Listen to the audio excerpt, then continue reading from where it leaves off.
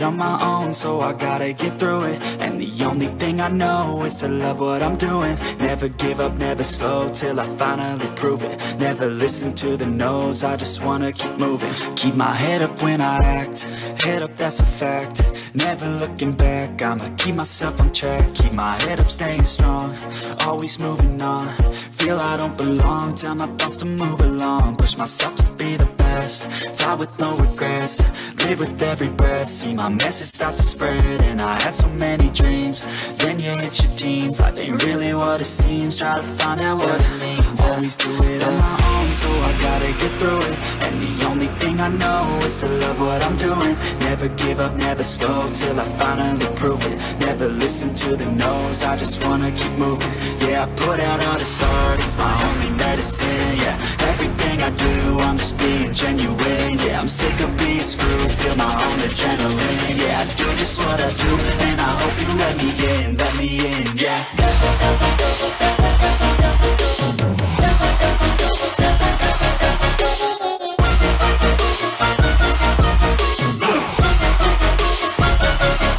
I'm grateful, oh yeah, able, oh yeah, I'm stable, oh yeah, no label, oh yeah, you know me, I have only a path, I'm lonely, but damn, I'm going to win.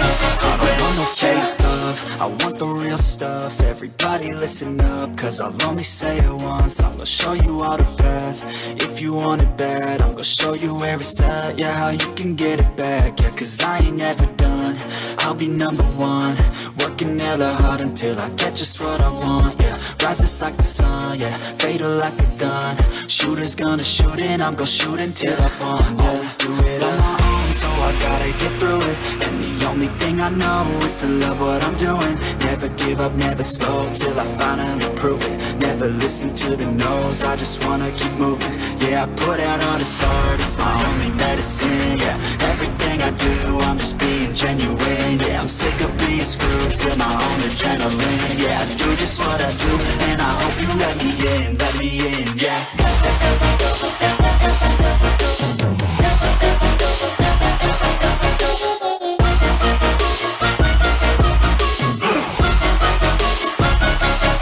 I'm grateful, oh yeah, able, oh yeah, I'm stable, oh yeah, no label, oh yeah, you know me, I have only a path, I'm lonely, but damn, I'm going to win, yeah.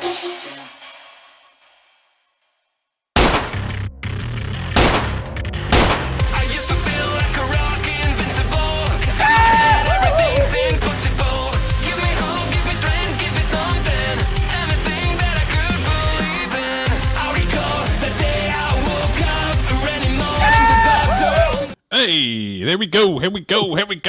Oh, whoa. I cut it off a little too early. I was shocked. Whoa. Oh, let me do my hair. Oh, never mind. What's going on there, Unk? How's the world treating you? Unk? Am I Unk now? I'm officially promoted. No, Octavia Unk. She's in the chat. What's up, Unk? I thought you were calling me Unk. What's up, Octavia? So yes, this is our so we're gonna do things a little differently. Mm-hmm. So Tuesdays is gonna be our music show, and we had said it in the last stream, but I just kind of want to reiterate it. I got a new background, sweet little background for it. I like it. Yeah. So we're gonna strictly talk about music on Tuesdays, and then Sundays we're gonna do movies and television and just random shit that comes up. Be like a potpourri of stuff, mm-hmm. Deep dives and fall from graces, all kinds of stuff. Mm-hmm. I see. I need to get a background for like your name and everything else.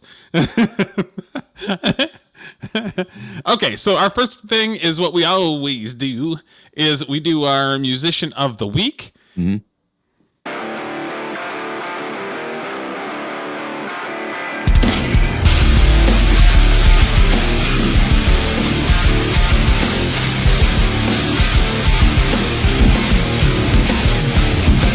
All right, here we go.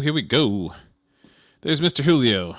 And our musician of the week is a guy that made news here recently saying that he doesn't want his music used as a political weapon. So so I was like, okay, that's a good time for us to actually play his music as a political weapon. That's a good idea. Pulling, hey!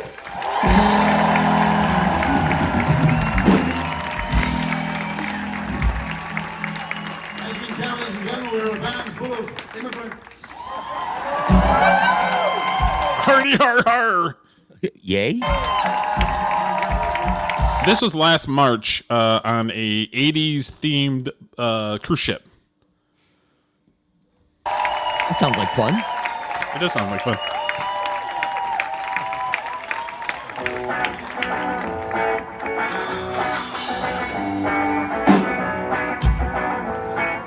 What is that?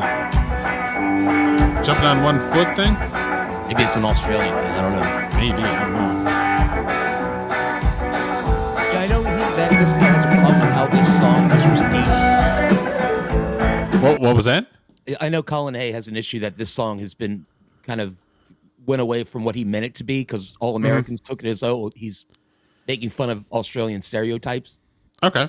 But that's how everybody took it. If you saw the video, it was all about crazy Australians doing crazy Australian things. Basically, they were happy when the joke was, they were making the joke, When they're but then making as money. soon as the joke is on them, they hate it.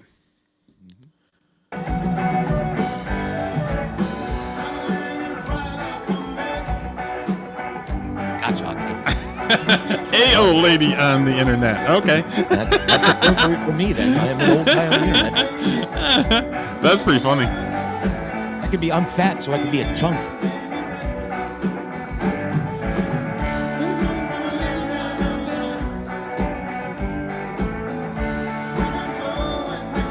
Hot take, this was the only song I liked by them, or really knew from them. This is my favorite song by them, and I don't like it. So there you go.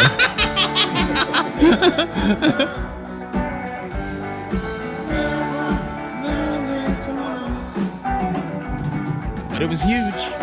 Yeah.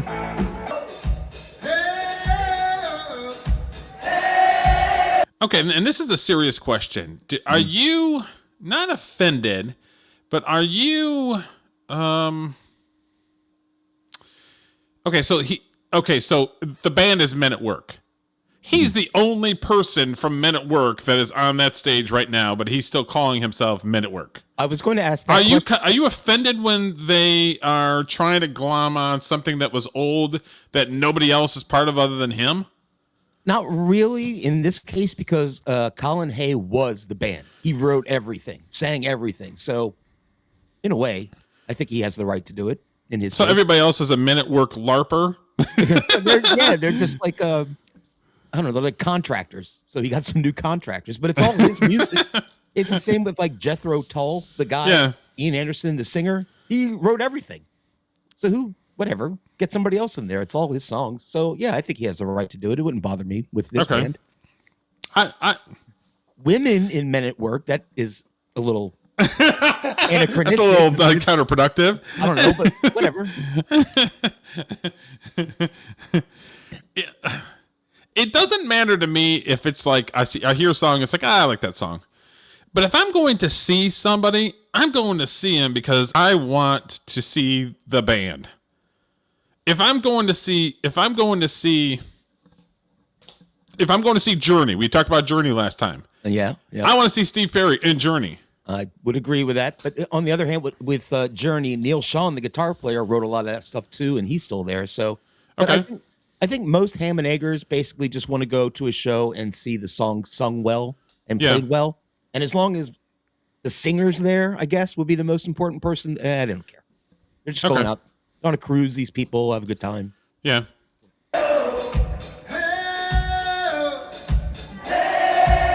This offends me more. I hate these call and response bullshit that they do.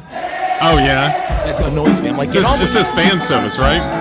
It's like the song should only be 3 minutes. Let's not stretch this shit out. Land the plane.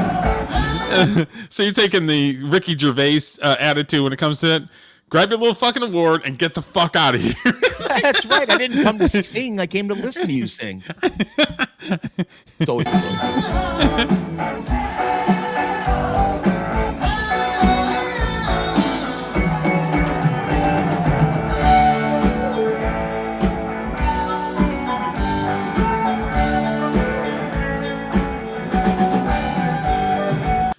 Octavia, you're absolutely correct. It's like GNR. If I'm gonna go see Guns N' Roses, I want to go see Guns N' Roses with Axl and Slash and Diff and all of them. I want to see them. You know what I mean? At the very least, you need Axl and Slash for sure. You can't not have one of them.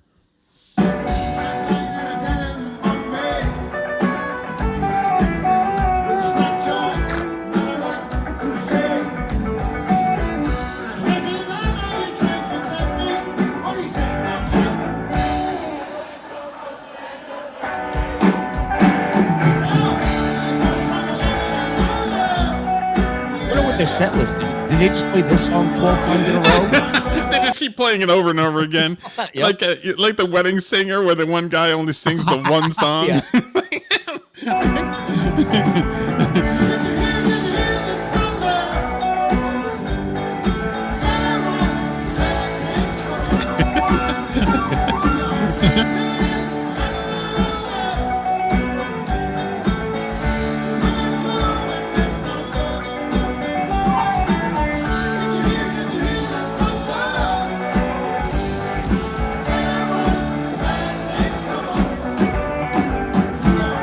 That woman doing? That's right. I mean, she's bringing some energy, that's for sure. Well, yeah, that's true. She can't just stand there. Oh, no, it's a little weird.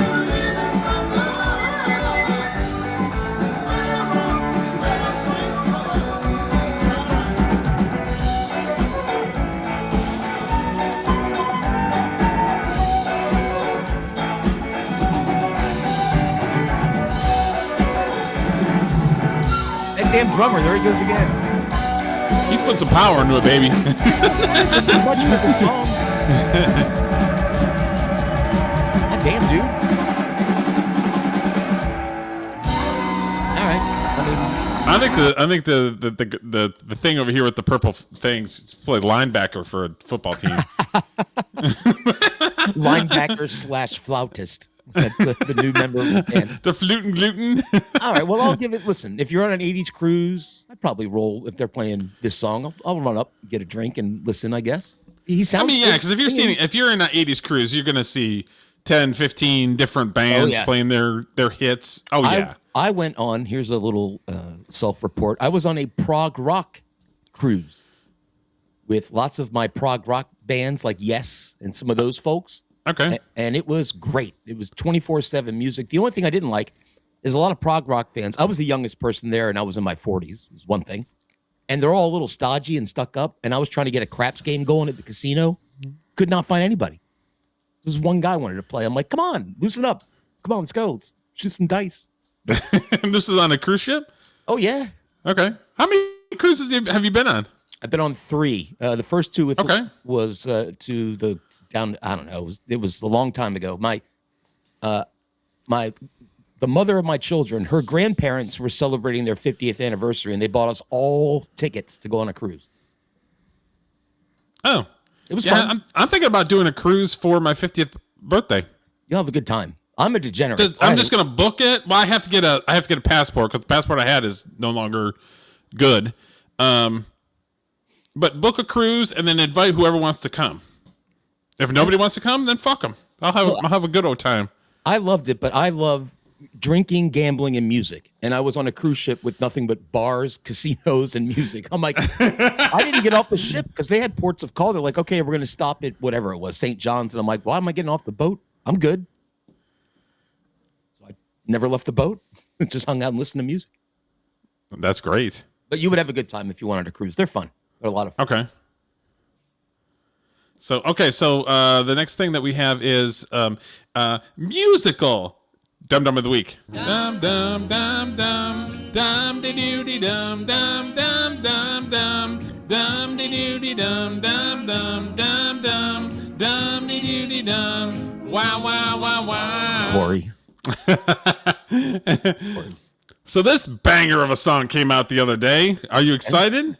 Are you excited for The Boss? I heard. Right off the bat, 5 seconds into it, he's trying to be Bob Dylan, and Bob Dylan, he is fucking not. My uncle lives about a half a mile from Bruce Springsteen, so when I visit him, we drive by Bruce Springsteen's gated mansion. You should see that massive, like a complex. Guys with guns on the fucking gates, the whole thing. He's such a LARPer, and I have never liked Bruce Springsteen. I always said the people who don't really like music, Bruce Springsteen is their favorite artist. Yeah, I would think so. He's like vanilla rock and roll, right?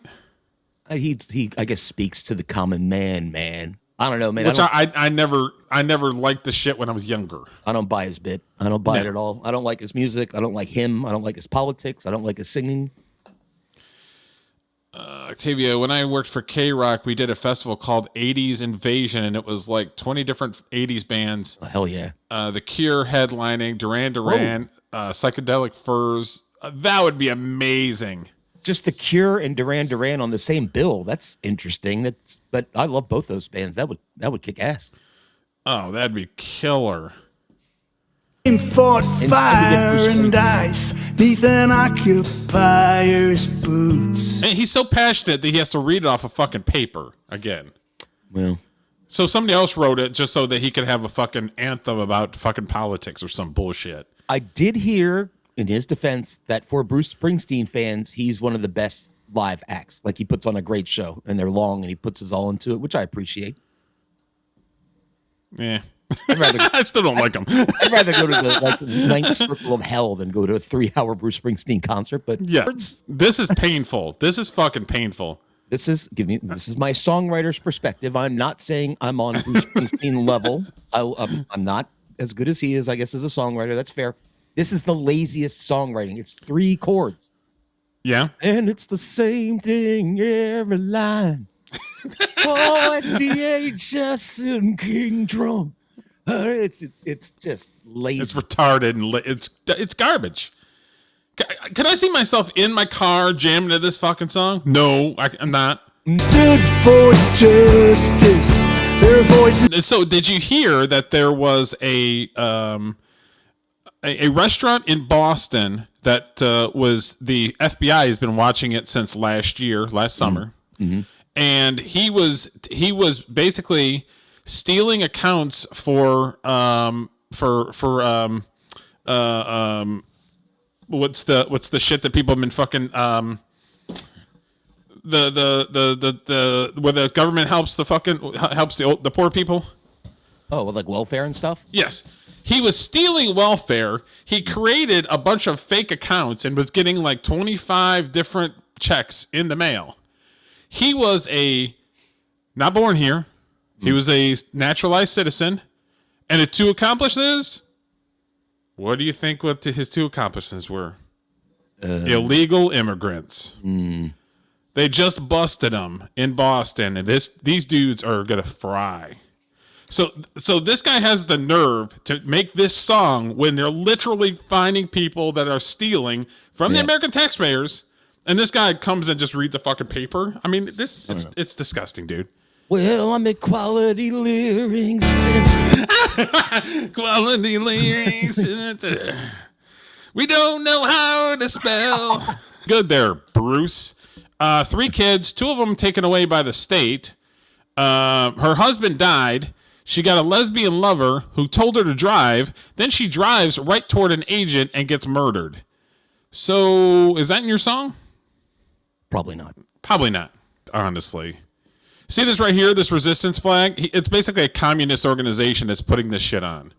And I thought he was born in the USA. I thought he was like amazing and patriotic. Well, I guarantee Was you. that a lie, Julio? Was he lying to me? I've seen his house. He's no commie, I'll tell you that. He's as capitalist as they come. He's another champagne socialist. Yeah. He was assaulting officers the day before and smashing vehicles the day before. But he's a good guy. He's a nurse, and he was helping out, Julio. He was a good guy and helping out. This song, I don't know if I'm angrier at the what he's singing about, or the songwriting is trifling. It's so lazy. Like, you know what? I am a better songwriter than him. I just wrote a song about a fucking solar flare, death, and the afterlife. All me. It had tons of chords in it. This jackass, it's a parody song. Maybe that's an Octavia. It may be. It may be a bit. It's that bad.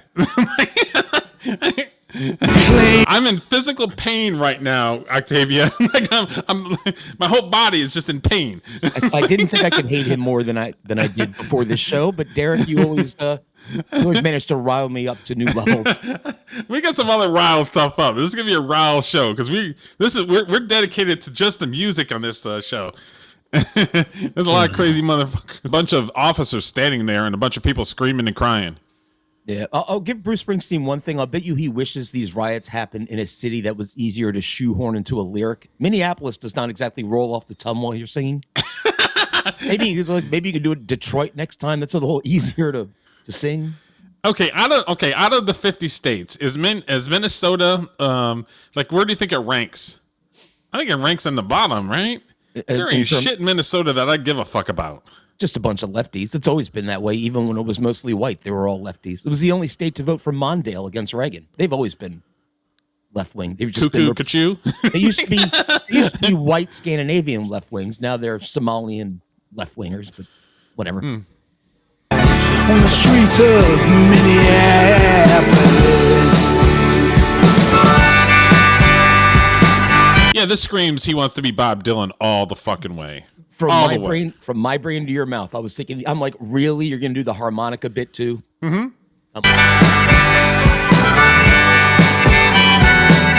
And this might be a hot take. Bob Dylan is 1,000 times better. You did turn me on to some early Bob Dylan that I actually liked. So I don't like the Bob Dylan. I don't like any of that shit. But the first couple albums, dude, are freaking bangers. Oh, Julio's gonna have an aneurysm right here on Phones and Rhythm and bleed out.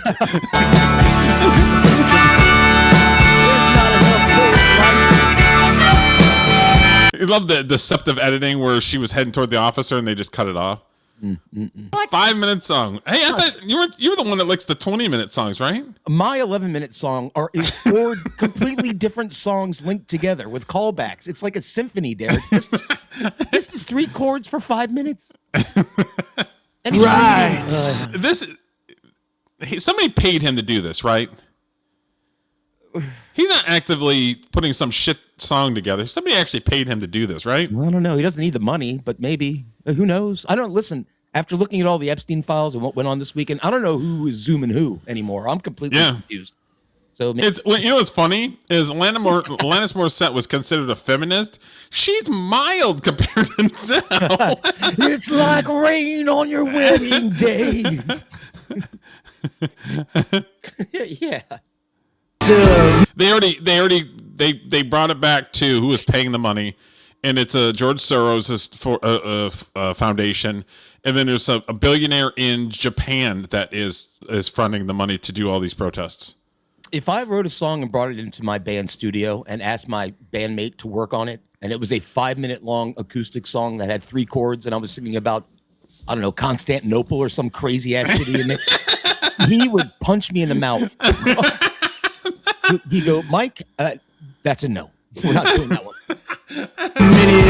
Well, you'd have to play him this song and be like, I'm trying to get the inspiration to do it. Well, my bandmate would be way behind this. Well, he doesn't like Bruce Springsteen, but he's totally would be behind the message. He's weirdo. No, he's a great guy. He's just we don't talk about politics. That's our thing. It's one rule. All about. I mean, even if communism comes to the United States like these fuckers want, they'll still have a problem with it, right? They just like to bitch about stuff. Whatever. I mean, Bruce Springsteen, it's just a lot of crying and whining and ugh. It's angry old man yelling at clouds, and believe me, I do plenty of that. But Bruce is doing it on a worldwide scale. That song was more offensive than the message. Basically, when that stupid organ came in at the end, I wanted to Minecraft myself. He completely wanted to be fucking Bob Dylan. He totally is just trying to fucking glam on it. Be like, oh, I'm going to do a Bob Dylan song. You know, my first wife was a huge Springsteen fan, and my best friend in high school was a huge Springsteen fan. So I listened to a lot of him, unfortunately. And I never got used to him. Why? It's fucking terrible. They liked it. I don't know. Okay, I'm going to give him a little credit. On his first album, he had a smoking band. They were really good players. I just didn't care for the music, but it didn't anger me. Like, like this. I said before the show, Derek, I'm like, it's going to be a kinder, gentler Julio. I've got to calm down on the ranting. I don't want to be a hater. Octavia said it may be it's AI. What do you think? No, I didn't think that, but I would. No, he's a complete asshole, so he would do this song. Well, Like he totally would. So yeah, that's our tough to watch musician of or not musician of the week. I'm so flabbergasted at the moment. It's our dum dum of the week. Dum dum dum dum dum de doo de dum dum dum dum dum dum de doo de dum dum dum dum dum dum de doo de dum wow wow wow wow dum dum dum dum dum. All right, here we go. Did I cut you off? No. I'm confused because I'm not seeing any video up on the screen. No, I was going to say though that John Hinckley Jr. is in your little montage. I swear to you, as my children, all my children, that his song "I Have No Mouth and I Must Scream" was better than that Bruce Springsteen song. I would, yeah. Have no mouth, but I must scream. Kind of catchy. I'm trying to incorporate that into something. No, I tried to transition a little bit and I failed. Well, that's all right. We could try again. Yeah. So you got it, Derek. Okay. So now that we're doing a specific and a special music show, our Corey Feldman is moving from Sunday show to this show right here. Always love so you ready for Corey? I'm always ready for Corey. We are just characters in the days brand new scene.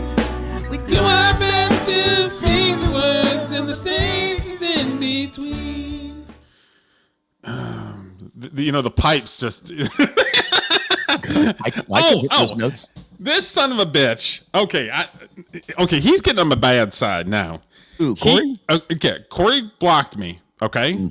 He has a company that is scouring YouTube to take anything out that has his songs in it to try to try to copyright it. So the 22 crew is after you. He tried to copyright my intro. Wait, what? He's just because his face is in it? Just because it's his song with me singing character. over top of him. Characters, he tried to copyright it. And I was like, no, that's fair use, and I'm singing on it. So this motherfucker's pissing me off. Boy, jeez. Yeah, he's getting on my shit list real fast. I am interested to see how Roger Waters freaked out. I do know Corey Feldman has an album that was an homage to Pink Floyd, which I actually watched a video on the other day and was laughing my ass off. But let's see. Oh yeah. Okay, so yeah, this is the first. I got two Corey videos. All right, let's rock and roll. The medic business kind of started in the more recent years, in the last 5 to 10 years, and I don't know what's going on with him. To be honest, it's very troubling. I mean, I thought we were friends, but then he actually kind of freaked out on me one time, and it wasn't cool. I'm not going to get into that, but I think he's a little bit bipolar. I'm not a therapist. I'm not a psychiatrist. I can't say, but there's something it makes going on better content there, for us. Sometimes he's real nice, and then sometimes Corey Feldman recently reflected on Roger Waters' behavior and suggested that mental health issues might explain the Pink Floyd co-founder Speaking on Get on the Bus podcast, Corey Feldman said he's confused and troubled by Roger Waters' behavior, explaining that although he thought they were friends, Waters once unexpectedly freaked out on him, which damaged their relationship. Oh yeah, I'm blocked by him. So yeah, I'm a real one. Welcome to the club. I'm still on. I'm not a real one yet. I'm still on good terms with Feldmeister. Feldman declined to give details, but suggested he thinks Waters may have mood-related issues. The medic business kind of started in the more recent years, in the last 5 to 10 years, and I don't know what's going on with him. To be honest, I turned his vocals down and put mine a little higher, but YouTube did not have a problem with it. Fucking asshole Corey Feldman has a problem with it because somebody's making fun of his bullshit. It's very troubling. I mean, I thought we were friends, but then he actually kind of freaked out on me one time and it wasn't cool. I'm not going to get into that, but like... Corey Feldman admitted he isn't qualified to judge Waters' mental state, noting only that Waters can be kind at times and difficult at others, which he suggested might simply be part of being a genius artist. I think he's a little bit bipolar. I mean, I'm not a therapist. I'm not a psychiatrist. I can't say, but there's something going on there because, like, sometimes he's real nice and then sometimes not so nice. So, but I think that's maybe also Feldman. I'm not a doctor, but this, and this is wrong with him. But I'm not a doctor. Yeah, he's a narcissist. He's an egomaniac. He's got synesthesia. He's got. But what do I know? I'm not a doctor, but criticized Waters for what he sees as a one-sided stance on the Israeli-Palestinian conflict, arguing that Waters claims to support human rights but shows empathy only for Palestine. Oh, Roger Waters is a complete asshole. We've had multiple videos that we've commented about Roger Waters. He don't give a fuck. No, politically, he is very weird, and also as a person to deal with. From books I've read about Pink Floyd, he's something. He's something. But he was the driving force behind Pink Floyd in the end, so Yeah. Israeli. What's hot take? I never liked Pink Floyd. Oh, see, I'm a big fan of Pink Floyd. Yeah, I never liked him. He said this feels inconsistent given Waters' strong anti-Nazi views and his family's World War II history. Feldman emphasized that people on all sides are suffering, called for equal compassion rather than blaming one side, and questioned Waters' right to take such a definitive position when he has no direct personal stake in the conflict. I don't know. And I think he's maybe a bit misunderstood, but I definitely don't like the fact that, he says that he's for human rights, but then he only gives difference to the Palestinian side and has no love for the Israeli side.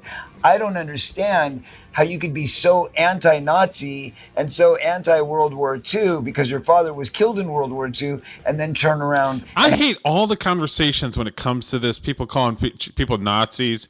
None of these motherfuckers were even alive when any of this shit happens. But everybody has a fucking opinion about who's an Israeli, who's a Nazi, who's a Palestinian, who's fucking whoopie-doo. It's like, none of these motherfuckers had anything to do with it. Shut the fuck up. When you use the term Nazi and you're not talking about actual, like, 1930s, 1940s German soldiers, and you're talking about current day people, it means nothing. It's like the word racist means nothing anymore. It's been used to death. Octavia says she hates Pink Floyd too. I'm a big fan of Pink Floyd. I don't know. Yeah, we're together on that, Octavia. I'm not. I don't like them at all. The Wall is a fun song, but it's way too fucking long. Have an anti-Semitic statement saying, well, it's the Israelis versus the Palestinians. No, how about we're all losing lives. We're all in trouble. There's pain for everybody, and let's just try and end it. Let's try and love everyone equally, but let's not counter one side or the other and say they're the ones that are wrong, because now you're weighing your hat into it and you're not even in the game. You're not a Jew. These comments come amid ongoing controversy surrounding what? Whoa. What game? Whoa. Was that what the last thing he said was like, I mean, why are you taking one side or the other? You can't weigh your hat on it, whatever that's supposed to mean. You're not a Jew, so that's the last thing he says. I mean, you're not a Jew. And I'm like, listen, I read the Epstein files. It's now crystal clear you guys run everything. I get it, but can we cattle still have a couple of opinions on occasion, please? You're not a Jew. All right, Feldman. Yeah. That's just I'd seen this one and I'm like, oh yeah, this is kind of a weird video, and the guy's production is okay. I don't know if you noticed it, but some of the stuff that he was playing, the music was way too high, and you kind of heard his voice underneath. So this guy needs to get his production together, but it's a pretty decent video. Yeah, what angered me the most is he's like, well, there's a lot of stuff. I thought we were friends, and then I got something from him, and I wasn't sure anymore, but I don't want to get into it. And I'm like, nope, get into it. That's why people are interviewing you. Exactly. We want to hear the dirt. We want to hear the juiciness. That's like when somebody goes, I got this great story. You know what? I can't tell it. It's like, well, dude, you got to tell it now. Okay, so the Feldman was on this podcast the other day. Mm-hmm. When was it? Yesterday? Yeah, it was yesterday. 189 views. So yeah, get it together, dude. All right. And of course, this guy is he's a fan. So he's not going to ask any hard-hitting questions. He's literally just happy to be that Corey Feldman is on his podcast. That's fair. He's a Corey stan. I guess. But we can roast him in him being a fan, which there's nothing wrong with him being a Corey fan. But if you have Corey Feldman, you got to hit him with a couple hard-hitting questions, right? Well, I agree. And that being said, like, you've been blocked by Corey. I have not. So I still consider myself in some ways a Corey fan because listen. Until you make fun of his fucking AI song. I follow his career. I know his music. Like, that makes me a fan, I guess. I suppose. I don't know. On the show, this is an honor. Hey, nice to see you. How's everything? Doing great. Who do we have with you? So remember the last stream, I said, well, is him letting his hair go back to brown, or is it just it's growing out? Yeah, it's growing out. So a lot of those blonde streaks are going away. So he's got weird, gray, like brownish blonde hair now. It's a good hairdo. It's nice. A cat.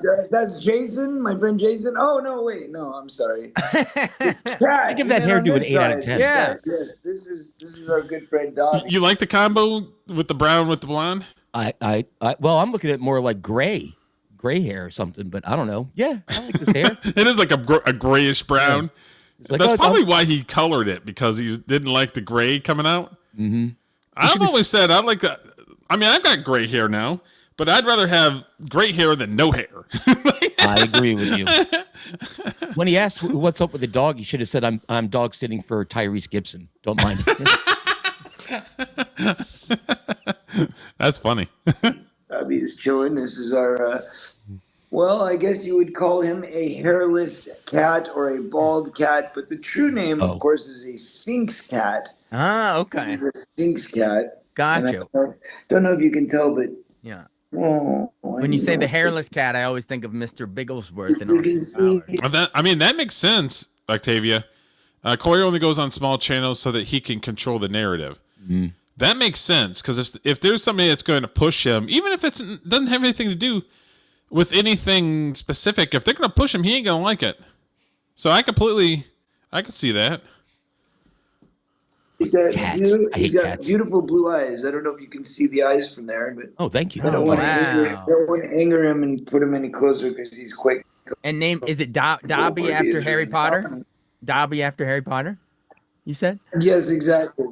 Exactly. Because he sort of looks like him, doesn't he? You can't tell so much because he's got a sweater on right now. So nice. Okay, I immediately hate you because you have a fucking sweater on a cat. What? I hate cats to begin with. Sweaters on cats makes it even worse. I'm allergic to cats, so I can't be near them. But sweater on a fucking cat? More colorful, but he's got kind of a grayish tan body, you know. Yeah. I wish if I could. I don't know if our dog will ever run in here, but we have a little black lab rescue, and we actually joke sometimes the little half flop ears. We've jokingly called her Dobby as well. So I did not know that your cat would actually be named what we kind of joke about our dog. Well, I have to confess, it's not even my cat. It's my girlfriend's cat. So she named the cat Dobby, but I honor the name. All right. Dobby will be riding. They've talked 1 minute and 39 seconds about a fucking cat that's bald that's got a fucking sweater on.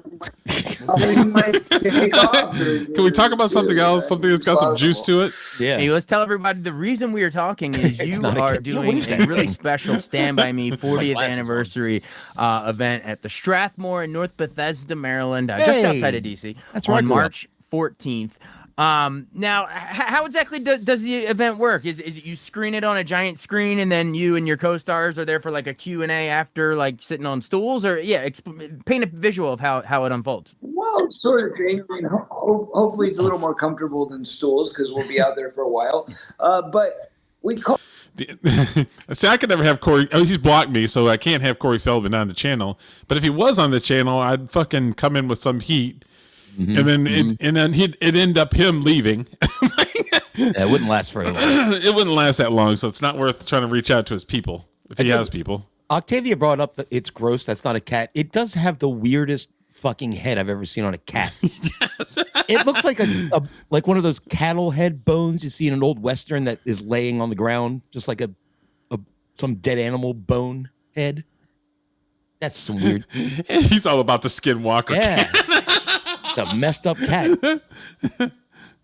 Oh, it's Stand By Me Live. And I got to tell you, it is really a fascinating adventure because it's, obviously we're not doing a live play. So it's not, the title is a little misleading, just slightly misleading. But it is in the sense kind of like Stand By Me Live, because what we do is we, in fact, get up there and reminisce and talk about old stories and relive old experiences and old moments. And a lot of times very much in real time, because you've got three guys who have this history together, but yet haven't spent time together in 40 years. So what tends to happen is just this, this stuff comes up, as you're watching us kind of interact. And it happens in real moments, in real time, and we'll go back to a moment on the set, or back to a moment at the hotel, or back to whatever. All right. But then there's also when we were over there banging chicks. Hold up. Wait a minute. Okay, so the Strathmore is my neck of the woods. I'm literally 20 minutes from the Strathmore. I've been there for concerts. Okay. And it's near my birthday. What a great birthday present that would be. I'm going. You're going to it? It's $28 for the cheap seats, $200 for the VIP. I might get the VIP. I might save up. Corey Feldman. Would it be too difficult for you to film some of it so we can roast the fuck out of it? I will do my best. I'll see. Oh God, and Will fucking Wheaton is going to be there. Wesley from Star. Oh my God. All right. I got to see. Wow. Going so close. All right, I'm going. Kind of like pre-planned. The cat is like just walking bones. It's just like, the fuck is that? And things that are fun little surprises for the audience. Like kind of pictures we put up, and we talk about, this moment, or a little hidden video that nobody's ever seen. He failed miserably, Octavia. We have mementos from the set. He died of drug abuse. Kind of making it more of an interactive, that is a kind of multimedia experience. Mm-hmm. So you're not just sitting there watching three guys talking about, well, back in the old days, it's more than that. And not only that, but of course, Jerry and I tend to go at it quite a bit. We get a bit lively and have a tendency to, I guess, heckle one another a bit, have a few laughs. So it turns into a big riotous sort of thing. And it's almost like you're in that treehouse again. Do any of you ever start the response and then the others cut off and go, I ran all the way home, like interrupt you? Well, I can't say that moment has happened yet, but one thing that we do actually do sometimes is recreate scenes. We have a little recreation moment where we get into reading some of the script. That was the stupidest question by the fucking host. The host is. That's not a memorable moment. The fucking song that they're hugging each other, running down the fucking. His first question, what's up with your cat's head? That'd be the first question I would ask. I might ask him that when I see him in person, Derek. I saw your cat. That's a weird. I've seen those videos, Octavia. They're strange when the pets and the owners look the same.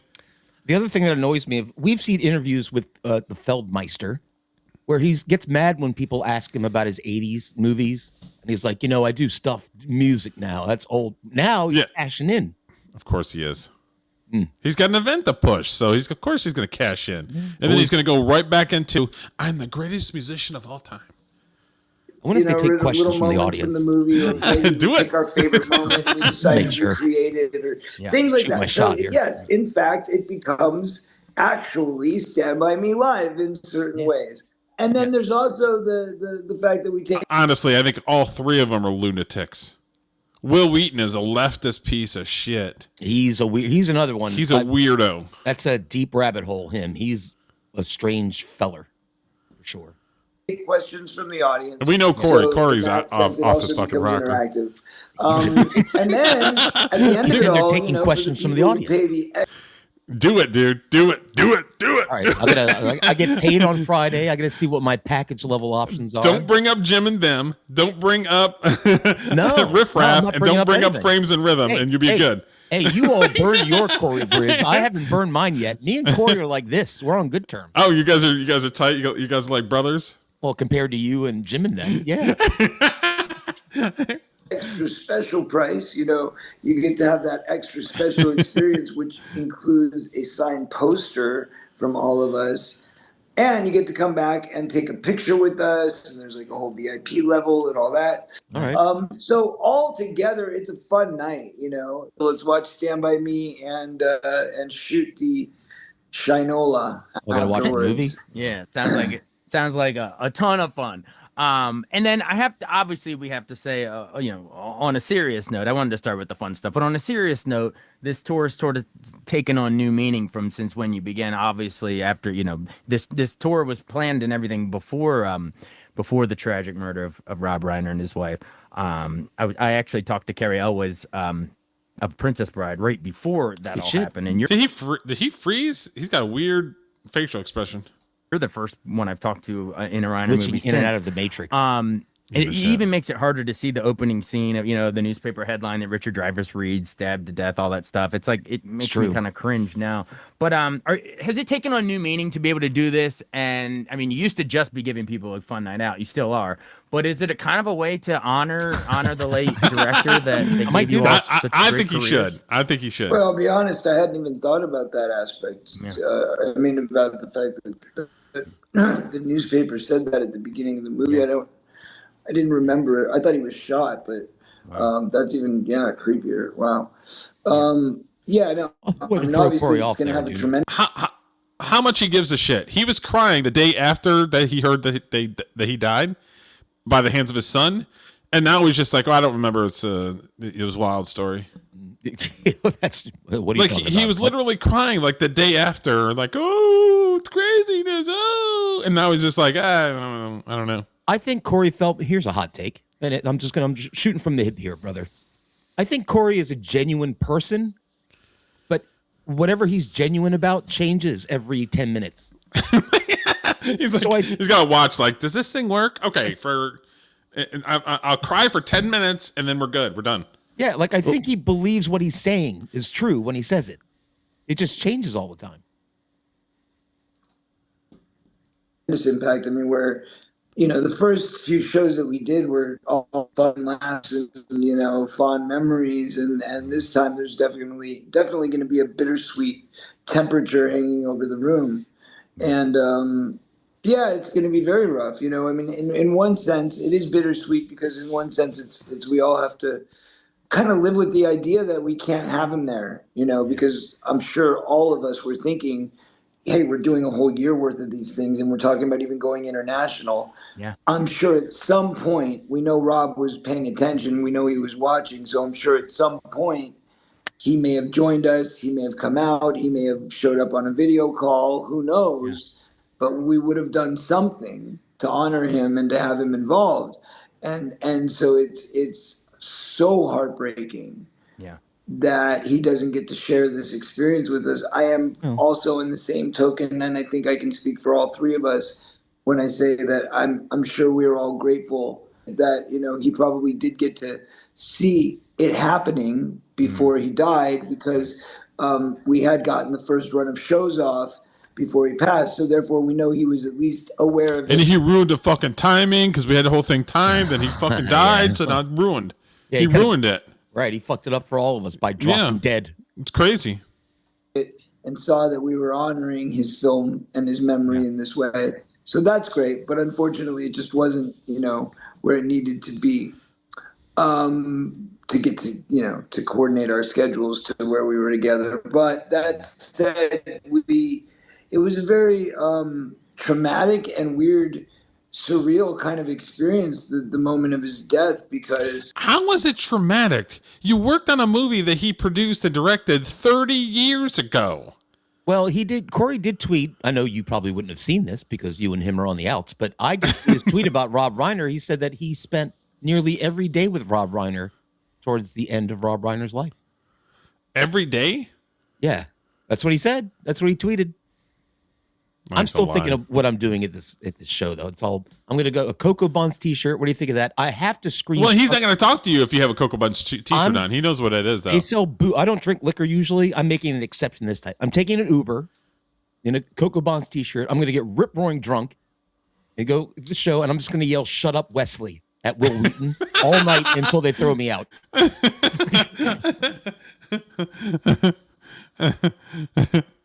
Maybe.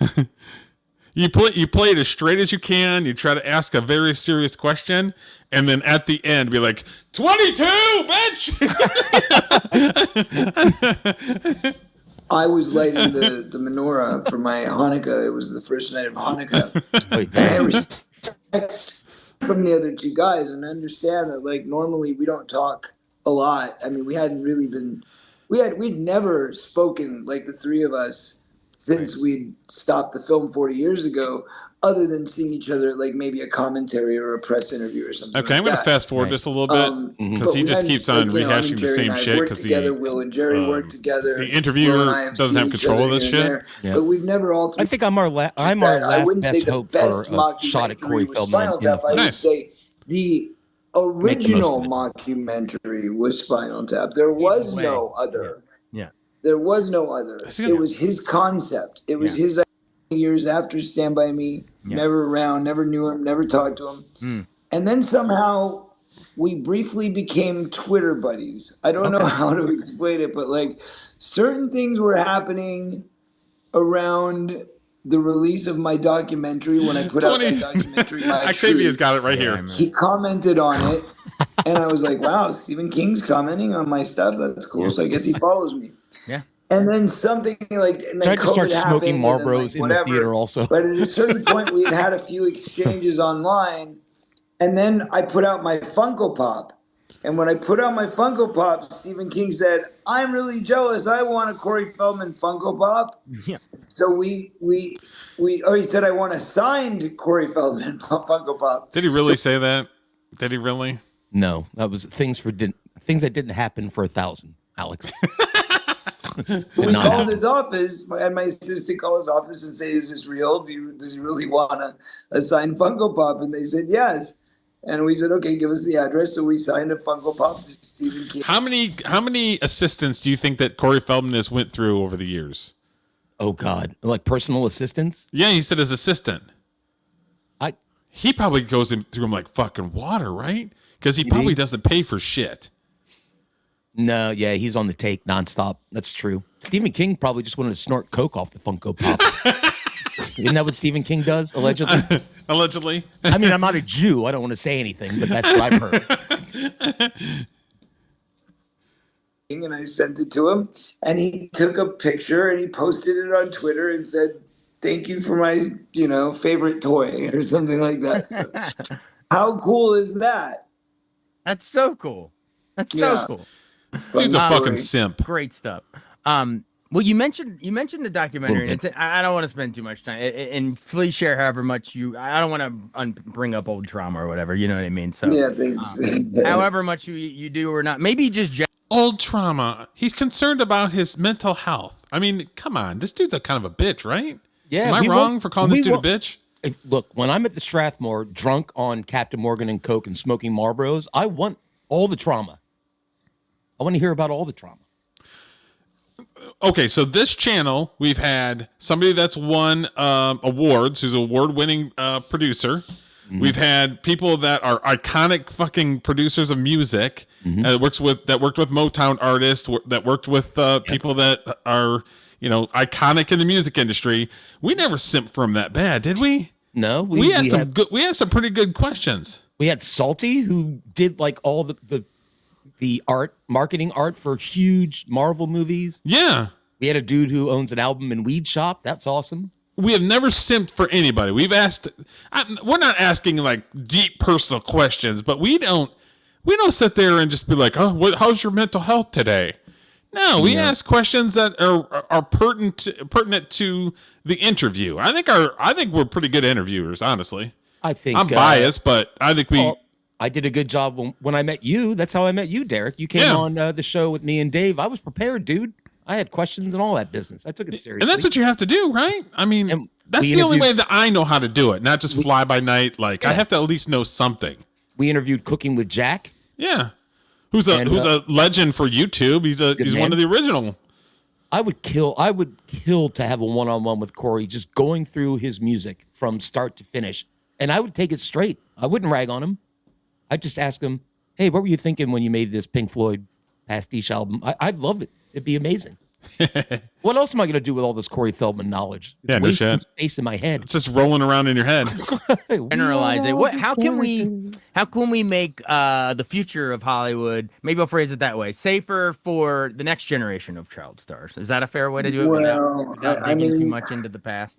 I would like to say there was a simple answer to that, my friend, but unfortunately, we are at a time of, as we've seen today with the release of 3.5 million files. Of Epstein files you're talking about, yeah. We are most certainly at the precipice of the battle of good and evil, and that's the way I see it. Oh, right on, Corey. I'm with not just Hollywood, Washington, it's everywhere. No. Yes, you would think he have a little bit more to say about it because he claims to be a victim of child abuse. I think you would think that he would actually be pro getting these fuckers off the street, right? You would think so. I mean, listen, after reading some of the stuff I read over the weekend that was released, I'm like, Corey Feldman, I'm buying it. Like he's got a weird way of going about, exposing these people. Yeah. But I don't doubt that he went through that. What he said he went through. I sort of think he's not lying about that. That's just my take. I'm just trying to get in good with him so I can interview him at the Strathmore.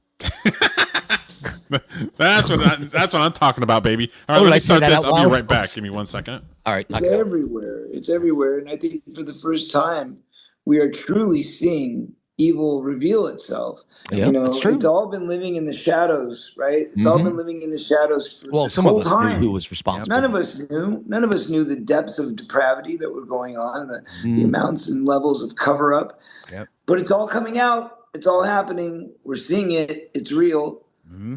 And I think there's a reason. There's a reason why all of this is aligning right now, and that's because it's going to have to change, whether they like it or not. It's going to have to change. Change is coming, and it's got to be inevitable. But I think that am I seeing them make the moves that really need to be made? No. Am I seeing moves made? Yes. Am I seeing changes? Yes. Am I seeing some progress? Yes. Am I seeing the progress that I know needs to happen to really put the button on it? Right. No. It has not happened, and I keep pushing for legislation. I talked to my friend Sean Astin, who's the president of SAG now, and I'm hoping that together we can accomplish some things. But you guys were in the Goonies together, right? Yeah, you were in the Goonies together. If anyone knows about that whole childhood era, imagine Samwise Gamgee looks at his phone and it's Corey Feldman calling. He's like, I have faith in him as the president of SAG, and we have had some talks, but I would like to be further involved. I would like to be reinstated. Unfortunately, due to some gaslighting, I had to step down when I was on the sexual harassment committee before. But I never even got an investigation, and the whole thing was stupid. And I'm really upset about that ever happening. But that said, it was all preemptive of me getting the things accomplished that I want. I'm hoping that I can, still play an instrument that need to be gotten. And even if I'm not involved, just do it. I don't need the credit or to be attached to it or involved with it. I just want to see it happen for the future of children in the industry. If there's going to be an industry, and if there's going to be children involved in it. Name names. Absolutely, and very well said. And I don't want to, end on a too dour of a note. I'm glad we addressed it, but if there's a way to I'd like to sort of pivot it back in a sort of a uplifting legacy of Stand By Me way, if we can. Is he still simping? I mean, you Corey just went on about how he wishes there wouldn't be Stranger Things and kids riding on bikes and shows and stuff today. If blah blah blah. Did he give like the PC answer, or is it actually something that was worth a shit? He did his normal answer where it's sort of obtuse, where it's, he knows everything, but he never talks about it. Like, we looked at his interview with Matt Lauer, which was a great interview, and Matt Lauer's like, all right, well, why don't you name names then? Yeah, or go to the fucking cops. Yeah, shit or get off the pot, as my grandmother used to say. She was a classy woman. Yeah, my dad said that. Yeah. For movies like you all were Lost Boys. I mean, that whole era, you guys paved the way. We rode on a lot of bikes. I rode on a lot of bikes. A lot of bikes. Is that code for something else, Corey? Paved the way for what? I mean, I liked some of the music as a kid, but they're not the innovators of what they were doing. There was better movies out there. Mm-hmm. Rode on a lot of bikes. Yeah. Let's see what that means. That's code. That's code.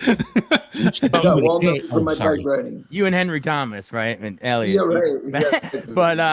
but in seriousness, like I Thank think you. Appreciate you. Obviously, I've seen Stand By Me many times, and I've rewatched it in prep for this. But I've always thought that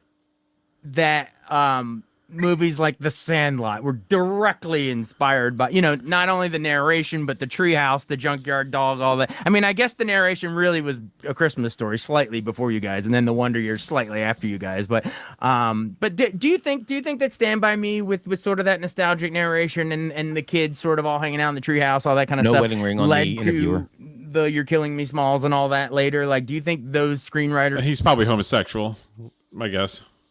probably were watching your stuff and wanted to emulate it? I mean, I can definitely say that I think that The Sandlot appears to be a direct, almost copy of Stand By Me. I mean, it's like I love it too, man. Yeah, I grew up on that. Yeah, but I didn't love it. I didn't grow up on it. It Really? came after my time of watching those type of movies, and I saw it years later, or at least bits of it, and I was like, whoa. Corey needs to get better fucking internet.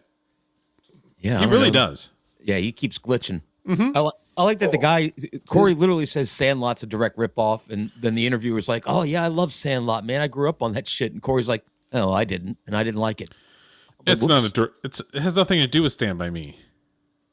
Not at all. I've never seen Sandlot, so I don't know. No, it's not even close to. This is like our movie. Because Stand By Me was based off of a Stephen King movie called The Body. The Sandlot is about baseball and growing up loving baseball. And a kid moves to a neighborhood and kind of gets ingrained with the kids, the kids that are in the neighborhood. Okay, does somebody get murdered in it? Because nobody gets murdered. Oh, well, that's the whole bit in Stand By Me, isn't it? Yeah. Well, it doesn't sound like it's anything like Stand By Me. It's not anything like it. Okay. What, you have kids? Okay, there's kids in it. Oh, it's the same. It's the same fucking movie. Yeah, the Brady Bunch is a ripoff of Stand By Me. I know it came before, but somehow they traveled in time and stole my gimmick. Yeah, like literally like our movies. So, I don't know. That one kind of threw me a little, but but I think being a part of movies like Goonies and Stand By Me and Gremlins and Lost Boys and all these kind of License to Drive and Dream a Little Dream, like all the teen movies that I did. Yeah. I think that they all had a profound impact on the movies of today and what we watch today in our society today. Yeah. But it wasn't just my movies that I was involved with. I mean, I was lucky enough to be a part of a bunch of #1 movies that all were #1, were right in a row. And that was amazing. But then, there was also a bunch of great movies that I wasn't a part of that were also very fundamental in structuring how we look at teenage society from that period. Name them. And that's like The Breakfast Club and 16 Candles, all those John Hughes stuff. John Hughes stuff. He was the guy, and he was the quintessential, 80s director and writer. Yeah. Well, he's more like the teenage angst, which I wasn't a part of either. Growing up as a teenager and awkwardness. It started with The Outsiders, to be honest. John Hughes did a great. That was the beginning of it, right? The Outsiders kind of had that whole. Yeah. Yeah, well, but I'm saying that the camaraderie, the friendship. The boys, the teenage boys, and talking about girls. I would actually maybe go back even like American Graffiti, probably even before that, right? Probably. Well, American Graffiti, I would say, is more in the Grease class. The Grease category, is starting car culture, that type of thing. That's fair.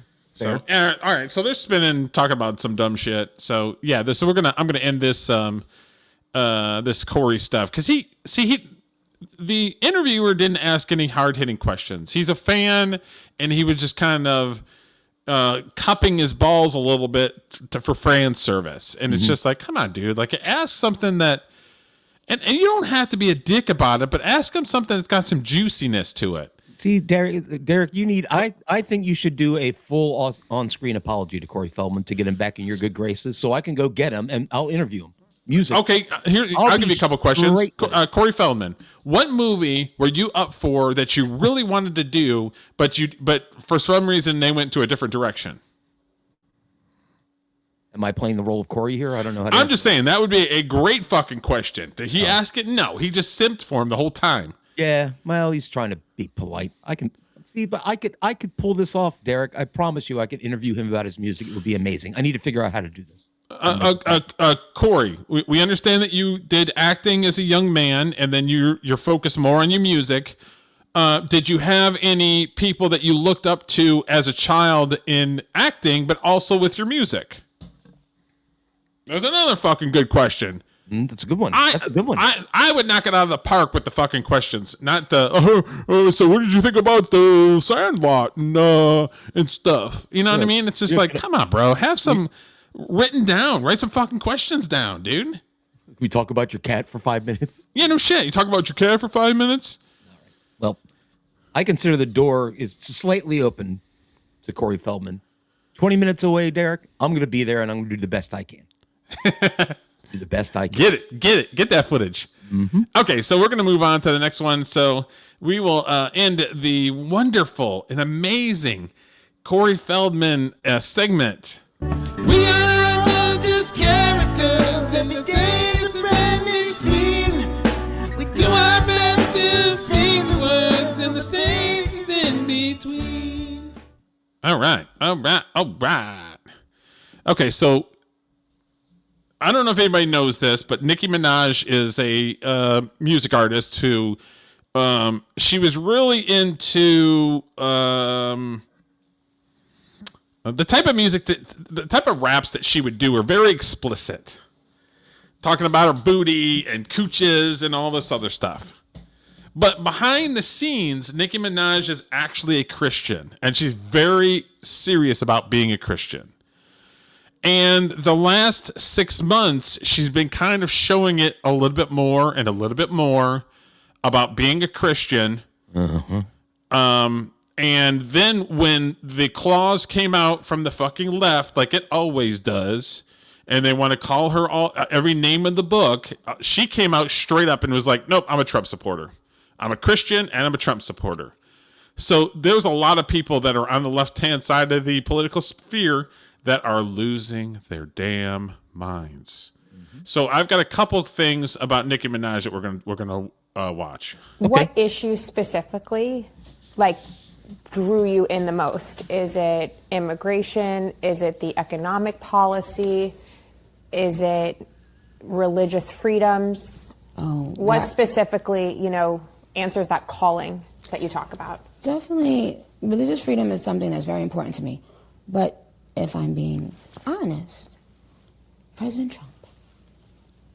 Yes. Because when I saw how he was being treated over and over and over, I just couldn't handle it. Because I felt that same, a lot of that bullying and the smear campaigns and all of the lying, I felt that had been done to me for so many years. And I was watching it in real time happen to someone else. And I didn't think he deserved it. And it made me think, I can't do this anymore. What issues specifically? I mean, it's pretty honestly. And it's huge for somebody of her status as far as in the hip-hop and R&B genre, and a black woman to come out and say, no, I'm a Trump supporter. Okay, so I'm going to play, not devil's advocate really, but I'm familiar a little bit with Nicki Minaj. I like her. I've seen her in movies. She has nice little roles. She's very charismatic. So I'm a Nicki Minaj guy. But to me, she's onward Christian soldier now. When I remember 6 years ago, she was kind of whoring it up everywhere. Yeah, booty, sucking dick and all that kind of shit. So yeah, she was. Are we really buying into this, or is this a PR move? I don't know. I think it was that would be her representation that made her lean into that, if I had to guess. All right. That was Satan that was representing her clearly. So now she's switched teams. Okay. I mean, it's hard to say because everything is a fucking show. And I've talked about this. Ray J came out, 2 weeks ago or a week ago, saying that he went to the hospital and he potentially could be dying in the next year or so. Because of some sort of heart issue or something.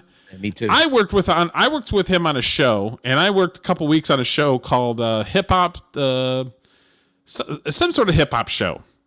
And he shows up to set with a Lamborghini that he had rented. It wasn't his Lamborghini; he rented it. This motherfucker could not drive the Lamborghini. There had to be a producer or somebody had to hop in the Lamborghini and stop it for him when they wanted to move it like out of the way or out of the shot. He didn't know how to drive it. He literally just rented it to make it look like he was something. That's so sad. there's so many optics when it comes to music. What do you think? It just seems like there's a lot of pretend, even more than actors sometimes when it comes to the music industry as a whole. I don't disagree with you, and I actually don't have a problem with some of it. I watched, and I'm assuming we're going to watch some Grammy coverage later. Yes. And I watched some of the outfits these people were in, and at first I'm like, really? But I'm like, well, they're music stars. Music stars, rock and rollers, always dressed flashy and stuff like that. That's part of the deal. But I like Nicki Minaj again. I already said that. But my thing with her is it's such a 180 from what she used to be. It's interesting. Yeah, it is interesting. Doubting her faith. If she says she believes, that I'll take it at face value. But yeah, it's interesting for sure. Okay, so she's been going off on X, and this is just one of many posts. So if you want to check her out, go check it out because it's interesting. She puts her your favorite artist has been practicing rituals in a satanic cult where they take babies from other countries, manipulate, and kill them as a form of a blood sacrifice for their god. You see, when your master is Satan, you must constantly shed blood. However, the jig is up. All right. Yikes. I mean, she's not half-stepping there. That's no, she is not. Okay, so the Nicki Minaj has been on this fight, and she started reaching out to the White House, including President Trump, because she had a problem with the persecution of Christians in Africa. Okay. Remember a couple months ago? Yeah.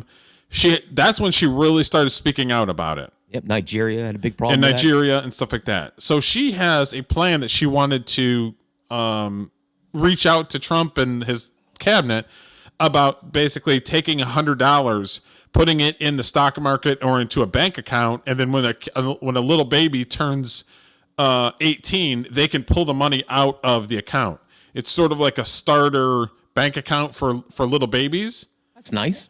And it was like, that's actually pretty nice. That's a good idea. So she approached the administration of doing that, and then she put some of her own money into the program. Really? Yes. So now she is doing. She went and did some press conferences. She was at the White House, and you've seen this trend where you've got the two people that are back to back, and it's like a remake of the What's Going On from the 5 9 Blondes. Oh yeah. Okay. Yeah. So, do you understand who the woman that is rapping in that song is? No. Nicki Minaj. Oh. So this is what they came up with today.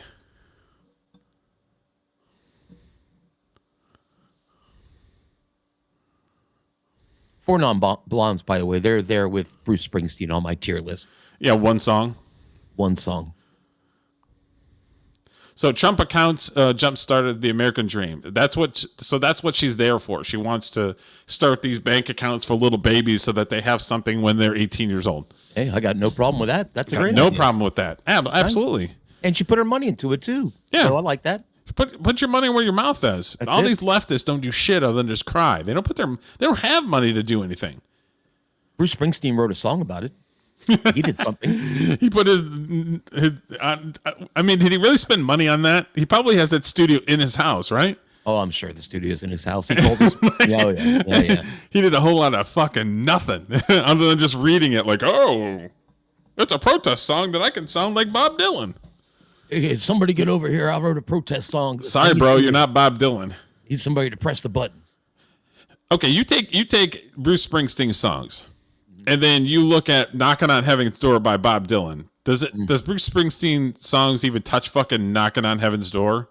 I don't like "Knocking on Heaven's Door" either.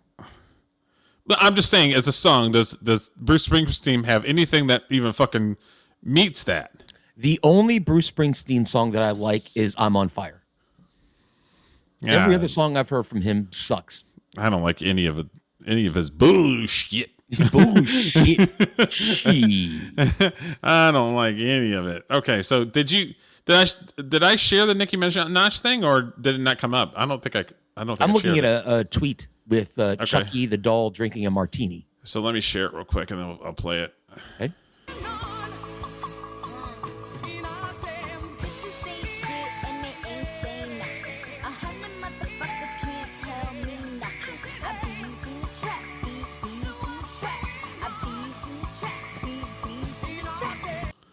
Yeah, so that's her song. That's a remake version of the What's Going On song. All right. Well, hey, whatever. I'm with Nicki Minaj now. What do you know? Who would have thunk it? Hey, here's a white boy hot take. She's kind of a hottie, to be honest with you. She's tiny too. Yeah. She'd be fun to hang out with. She looks like. She'd be a fun hang, huh? Hell yeah. Drink the Christian right out of her. Okay, so you ready to cringe again? I'm here for the cringe. I want to take a second to talk about something This is the man, Lady Gaga. that's extremely important to me. Something important to people all over the world, and especially in America right now. In a couple of days, I'm going to be heading home, and my heart is aching, thinking about the people, the children, the families all over America who are being mercilessly targeted by ICE. I'm thinking about all of their pain and how their lives are being destroyed right in front of us. I'm also thinking about Minnesota and everyone back at home who is living in so much fear and searching for answers on what we all should do. When entire So, where do you think Lady Gaga is? I think I know the answer to this, so I would be cheating. So I'll let you. Well, I think it was France. She's currently in Japan saying this. Why the fuck are you in another country talking shit about America to people that don't give a shit? Japan has their own problems with fucking Africans coming over to Japan and fucking up their country. She's in the wrong church and the wrong pew with this. Exactly. The Japanese don't give a fuck. No. so there's people that are probably woo-woo-wooing because they like Lady Gaga. Lady Gaga. But Japan's got their own shit happening. communities lose their sense of safety and belonging, it breaks something in all of us. How about you talk about Japan and the fact that there's Africans that are taking over and running fucking backdoor brothels and all kinds of other shit. I mean, come on, Lady Gaga, you're so fucking out of touch. I watch a lot of travel videos, and Japan looks like an amazing place to visit. And I'm like, gosh, I'd like to go see Japan, but I don't. And you know why? Because they don't want me there. Japanese just want Japanese people. They don't want the gaijin, the white people, round eyes. So if they don't want me to go, I won't go. Have you seen some of the videos about that? About the Africans? Oh, yeah. They'll if you're a white guy, if you're a gaijin, they will target you. And what they'll do is they'll say, oh, I've got girls. And then you show up. You don't know how old the girl is, number one. Then number two is they add like $5,000 onto your tip saying, oh, we provided girls. Now you provide money for us. Yep. And you have to literally yell and scream and run out of the fucking bar because they'll basically corner you and beat the shit out of you. They're called That's happening in Japan. They're called hostess clubs. Yes. And, so Lady Gaga is so fucking out of touch and retarded. It's unreal. I'm gonna be honest. I have a positive feeling about Lady Gaga in general, and this is disappointing. I still think she's a man. That you'll all stand with us. All right. Hot take. I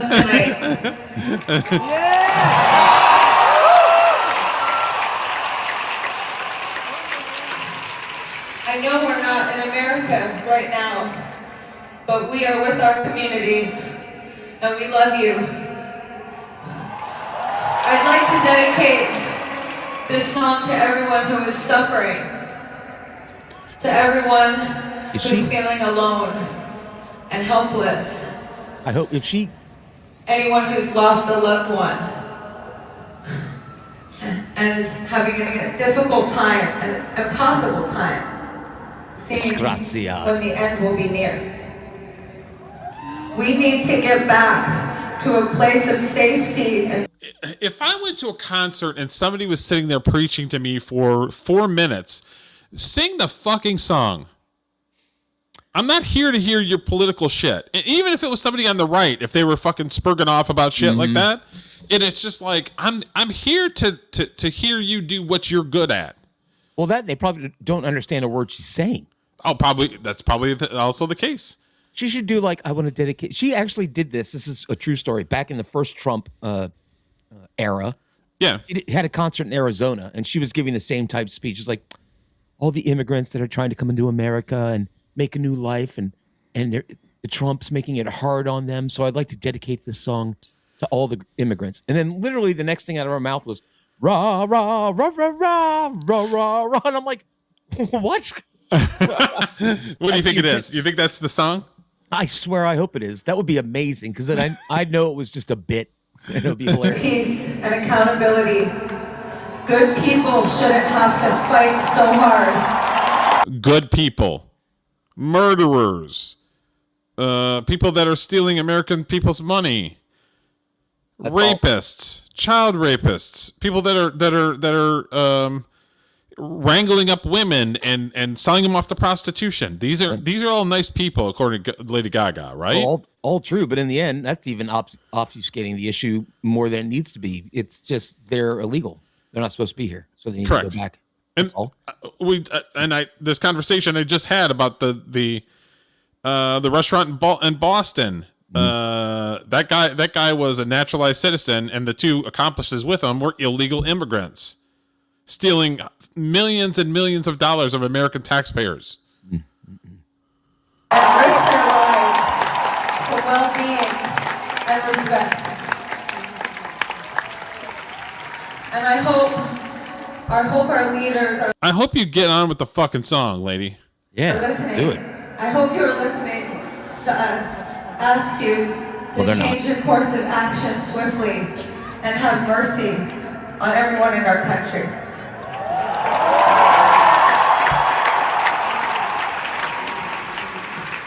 She's preaching to the choir, right? These people don't give a fuck. They don't know what she's saying. They're just clapping every time she stops talking. Yeah. Like, oh, round guy said something. Time where it doesn't feel like it's easy to Oh, they're have very hope. polite, the Japanese. It is my community and my friends, my family that hold me up. So, I would like to sing a song that does have some hope in it. La la la la Please, la. I'm gonna die laughing if that happens. This is Come to Mama.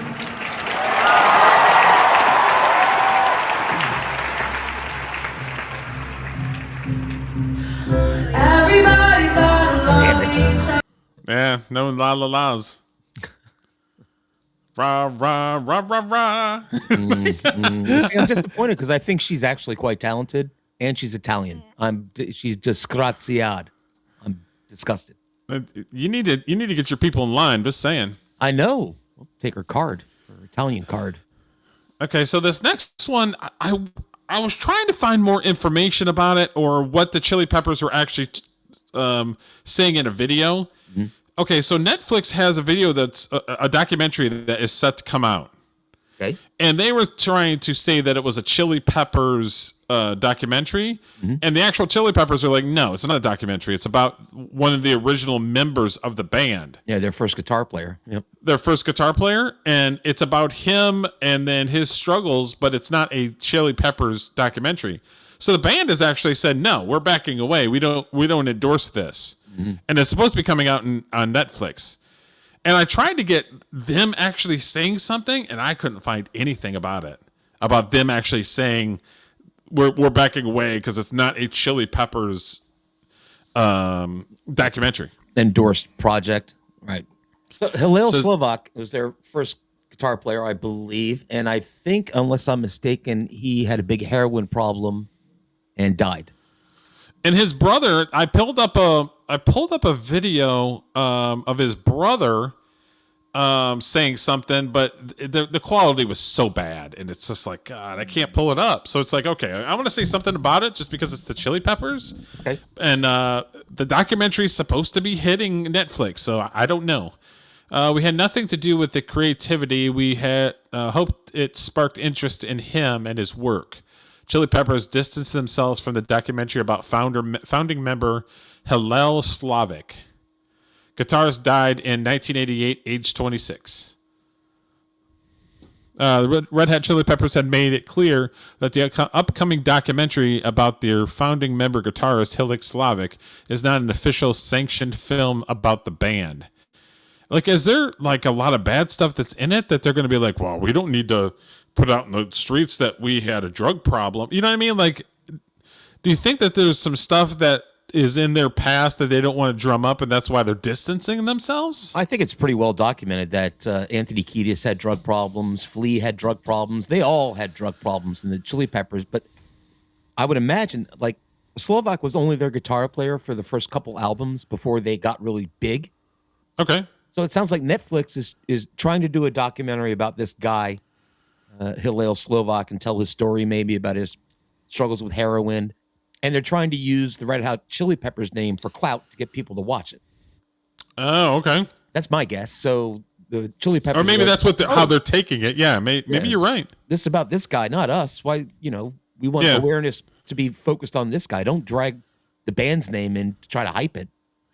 You might be right. That could be the case where they don't give a shit about the Chili Peppers. They just care about the name and getting people to watch a Chili Peppers documentary when it's not really about the Chili Peppers as a whole. If I'm not mistaken, both Flea and Anthony Kiedis are clean and have been clean for quite some time, and they might not want new people who are discovering the Chili Peppers through this documentary to think see them all blown out, basically. Yeah. Like nobody would Makes want sense. to see. If you were out, if there's a documentary on my life, just hypothetically, yeah, and it was on Netflix, I wouldn't want people seeing my worst moments. I don't want that being shown. Yeah. So maybe that's where they're coming from. Unless you're Corey Feldman and then you deny it. Well, yes. Yeah. Yeah. Says the band were interviewed by a Netflix show, which is somewhat confessionally tied to the rise of the Red Hot Chili Peppers, but have not put out an official statement saying that there's nothing to do with the documentary creatively. That statement reads, "Dear people of the universe, about a year ago, we were asked to be interviewed for a documentary about Hillel Slavic, who he was a founding member of the group, a great guitar player and a friend. We agreed to do the interview out of love and respect for Hill and his memory. However, the documentary is being advertised as the Red Hot Chili Peppers documentary, which it is not.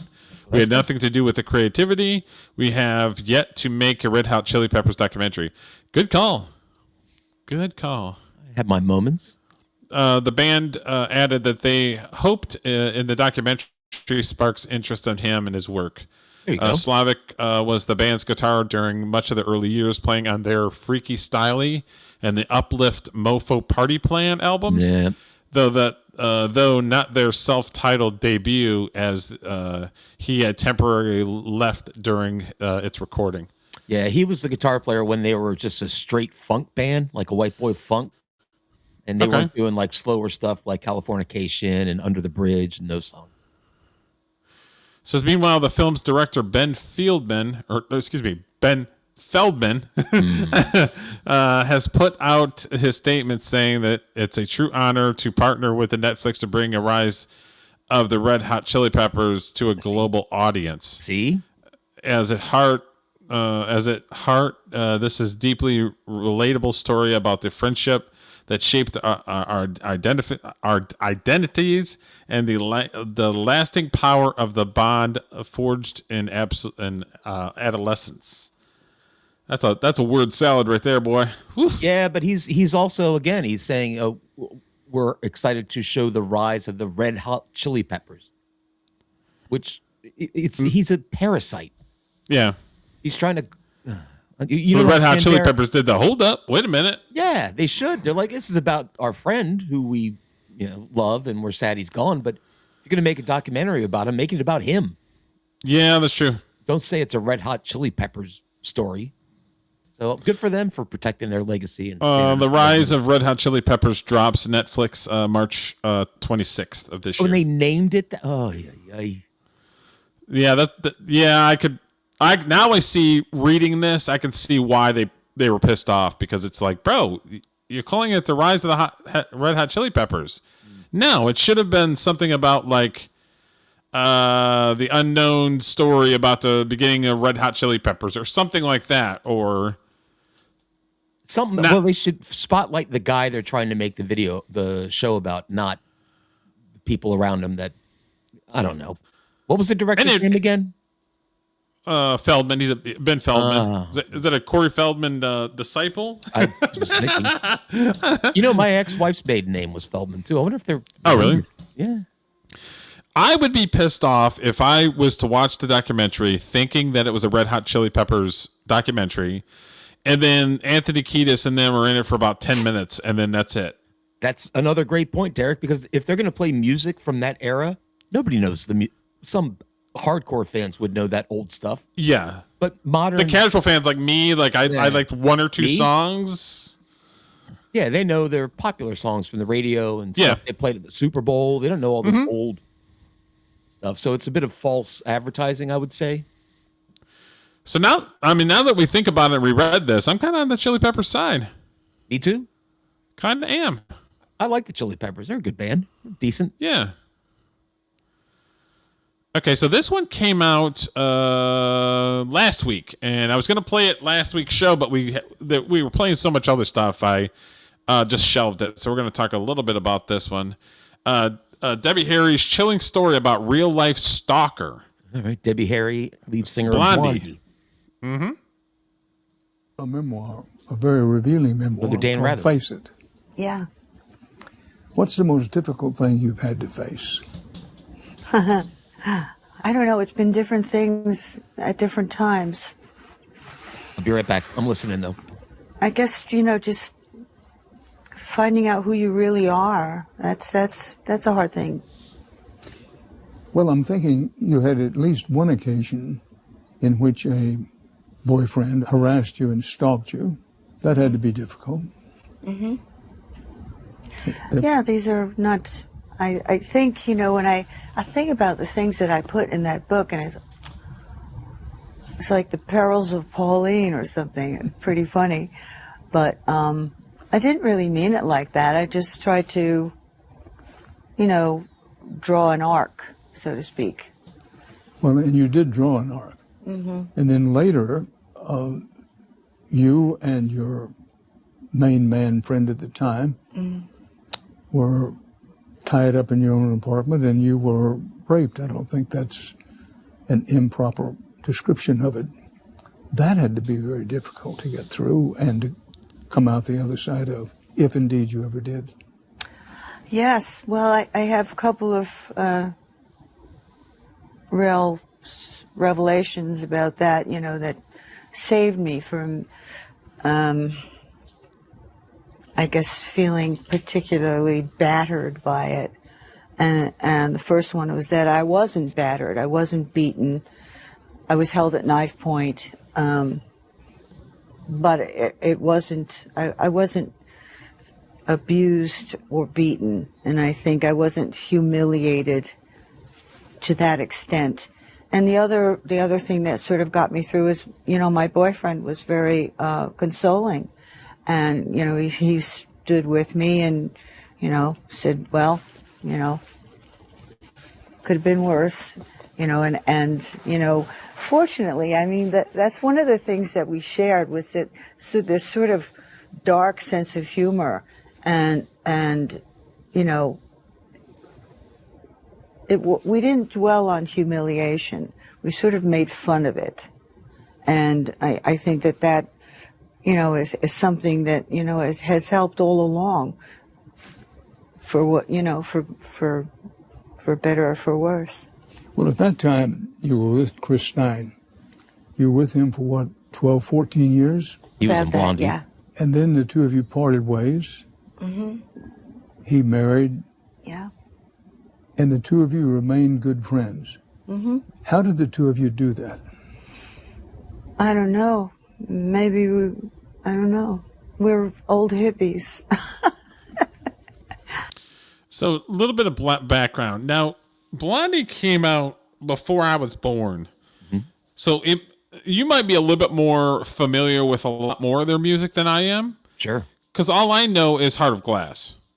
Like, you couldn't get away from Heart of Glass. That was everywhere when I was a little kid. That was our first. Everywhere, yeah.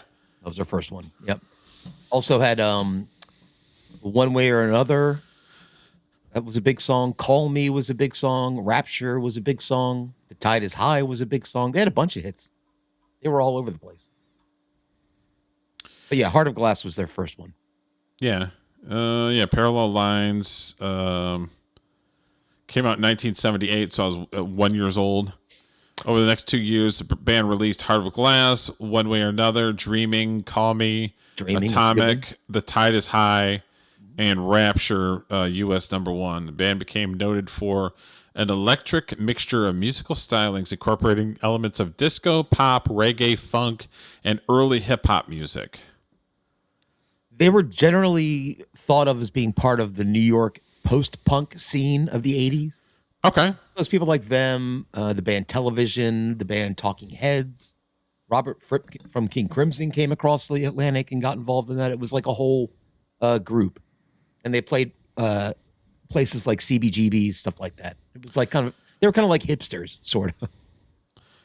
Because they were already popular and then passed when the MTV generation started coming up, in the mid 80s, late 80s, when MTV was at its peak. They only played Heart of Glass. They didn't play any other Blondie songs. So it's like, that's the only one I ever knew. Yeah, I saw some of their videos on maybe Friday Night Videos back in the day because she was very telegenic, very pretty. Oh, she's very pretty. Oh, yeah. Which is why they were popular. Yeah, I think so. Quite honest with you. Also starred in a movie called Videodrome. Okay. Very strange flick.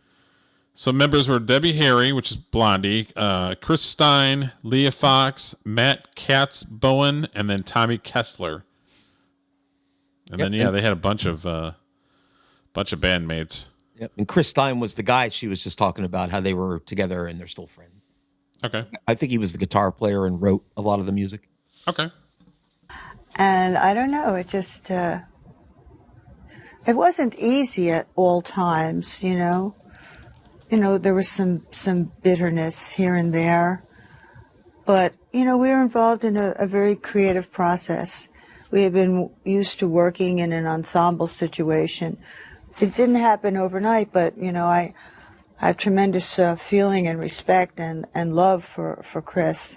And I think that, you know, we came through a lot of tough times, and I don't know, maybe that didn't seem as tough as some of the other things that we went through. True. Yeah. Well, it occurs to me in looking at you, you seem to be in terrific health. You look terrific. How did you avoid the old rock and roll story of not crashing and burning with drugs? I don't know. I crashed and burned for a while, and then decided that, you know, I wanted to have my original, what would I call it? Constitution. Self? Yes. I really, you know, I knew that it was there, and I wanted to have it back.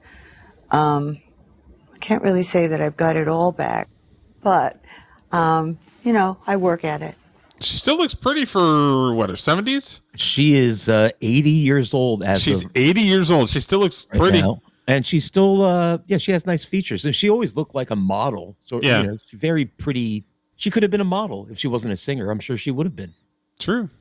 But what was the quote of yours where you said something about you pretty regularly feel like you're 25 years old? I do. Is that crazy? No, it doesn't strike me as crazy at all. Oh, good. Get it, Dan Rather. Get it. Talk about your movie. Oh, yeah. Go on. You know, I can laugh. You can laugh, but why do you laugh?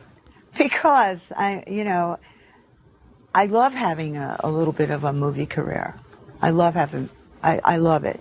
But it gives me... Yeah, Scorpio. I think about, you know, people that I admire, great actresses, and I think, oh my God, what they've done and how they've done it. You know, I'm just totally in awe.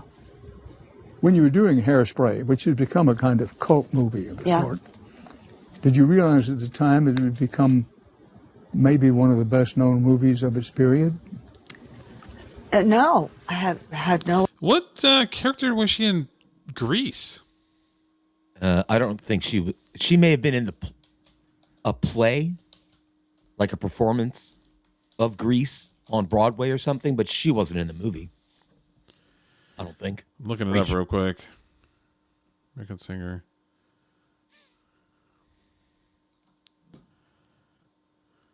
Yeah, she wasn't in Grease.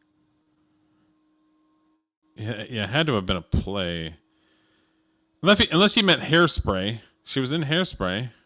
Yeah, Hairspray. 1988. Yeah, that was a John Waters movie. All his movies were set in Baltimore. That was his gimmick.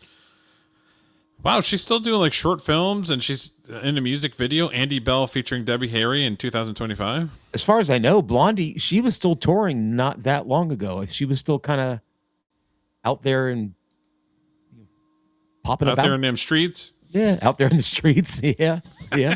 Yep. Way of knowing that, John Waters was certainly not considered one of the most acceptable directors in the world. He was wild. He definitely was, had a good cult status and a good cult following.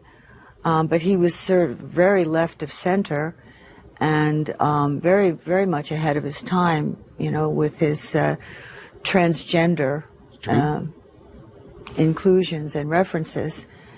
But the message, in Hairspray and the endearing quality of it was unavoidable. And it was so timely, so precisely in the right place at the right time. I feel that applies to us as well. The right place at the right time. So, as a result of Hairspray and some other movie appearances, do you consider yourself sort of punk rock's Marlene Dietrich? Well, sure, I'd like to. I'd love to. My God. It's part of my inspiration, actually. The first song that I wrote was about blondes. It was called Platinum Blonde. And one of the lines is Marilyn and Jean, Jane, May, and Marlene. So she was in there, part of my reference. Along with Jean Harlow and other well-known blondes. Jane Mansfield, yeah. Well, it strikes me that the reunion stage of Blondie has lasted longer than the band's heyday itself. Yeah. So, many such cases. How's the reunion gone overall in the main? Well, Chris and I are still working together. We have our original drummer, Clem Burke, and we tried, working with some of our original members, and that sort of didn't pan out for a lot of different reasons. They had moved on in their lives and weren't doing music anymore, and we just tried to keep rolling with it. And we were fortunate. One of the most important components in having a band is having the right manager. As I used to say with the Beatles, that Brian Epstein was the fifth Beatle, and it's totally accurate. It's so important to have that key figure in there. Which raises the question: what's the future of the band? Well, the immediate future is we're going to start revving up and writing some new music and recording, and I think we have some tour dates booked. We have some shows booked, so we've just been carrying on. 2026. Did you go see Blondie? No. Nope. Yeah, I know the one song, so I'm a no for yeah. I wouldn't have gone and seen them in their heyday. I mean, I like them, but not enough to, buy it. Yeah, I have my rule that I have to know at least 10 songs to go see them. Well, they are coming out with a new album this year called High Noon, so we'll see. I like it when old acts just don't kind of make money off their old stuff, that they continue to create new stuff. Sometimes it doesn't come out that great, but I appreciate the effort. Yeah. Okay, so this next thing we're going to talk about, and this can be a little bit of a nerdy side, I guess. Okay. Okay, so Kid Rock was in Congress this past week. I think it was 5 days ago. And he has been on a tear the last couple months about ticket prices, and he's going down the road that Pearl Jam went down 30 years ago about ticket prices. Yeah, I remember. And he talks about this. So I don't have the full 2-hour thing, but I grabbed a couple clips where he's talking about it and then they're kind of going over it. So I just grabbed a couple different clips regarding that. So we'll check it out.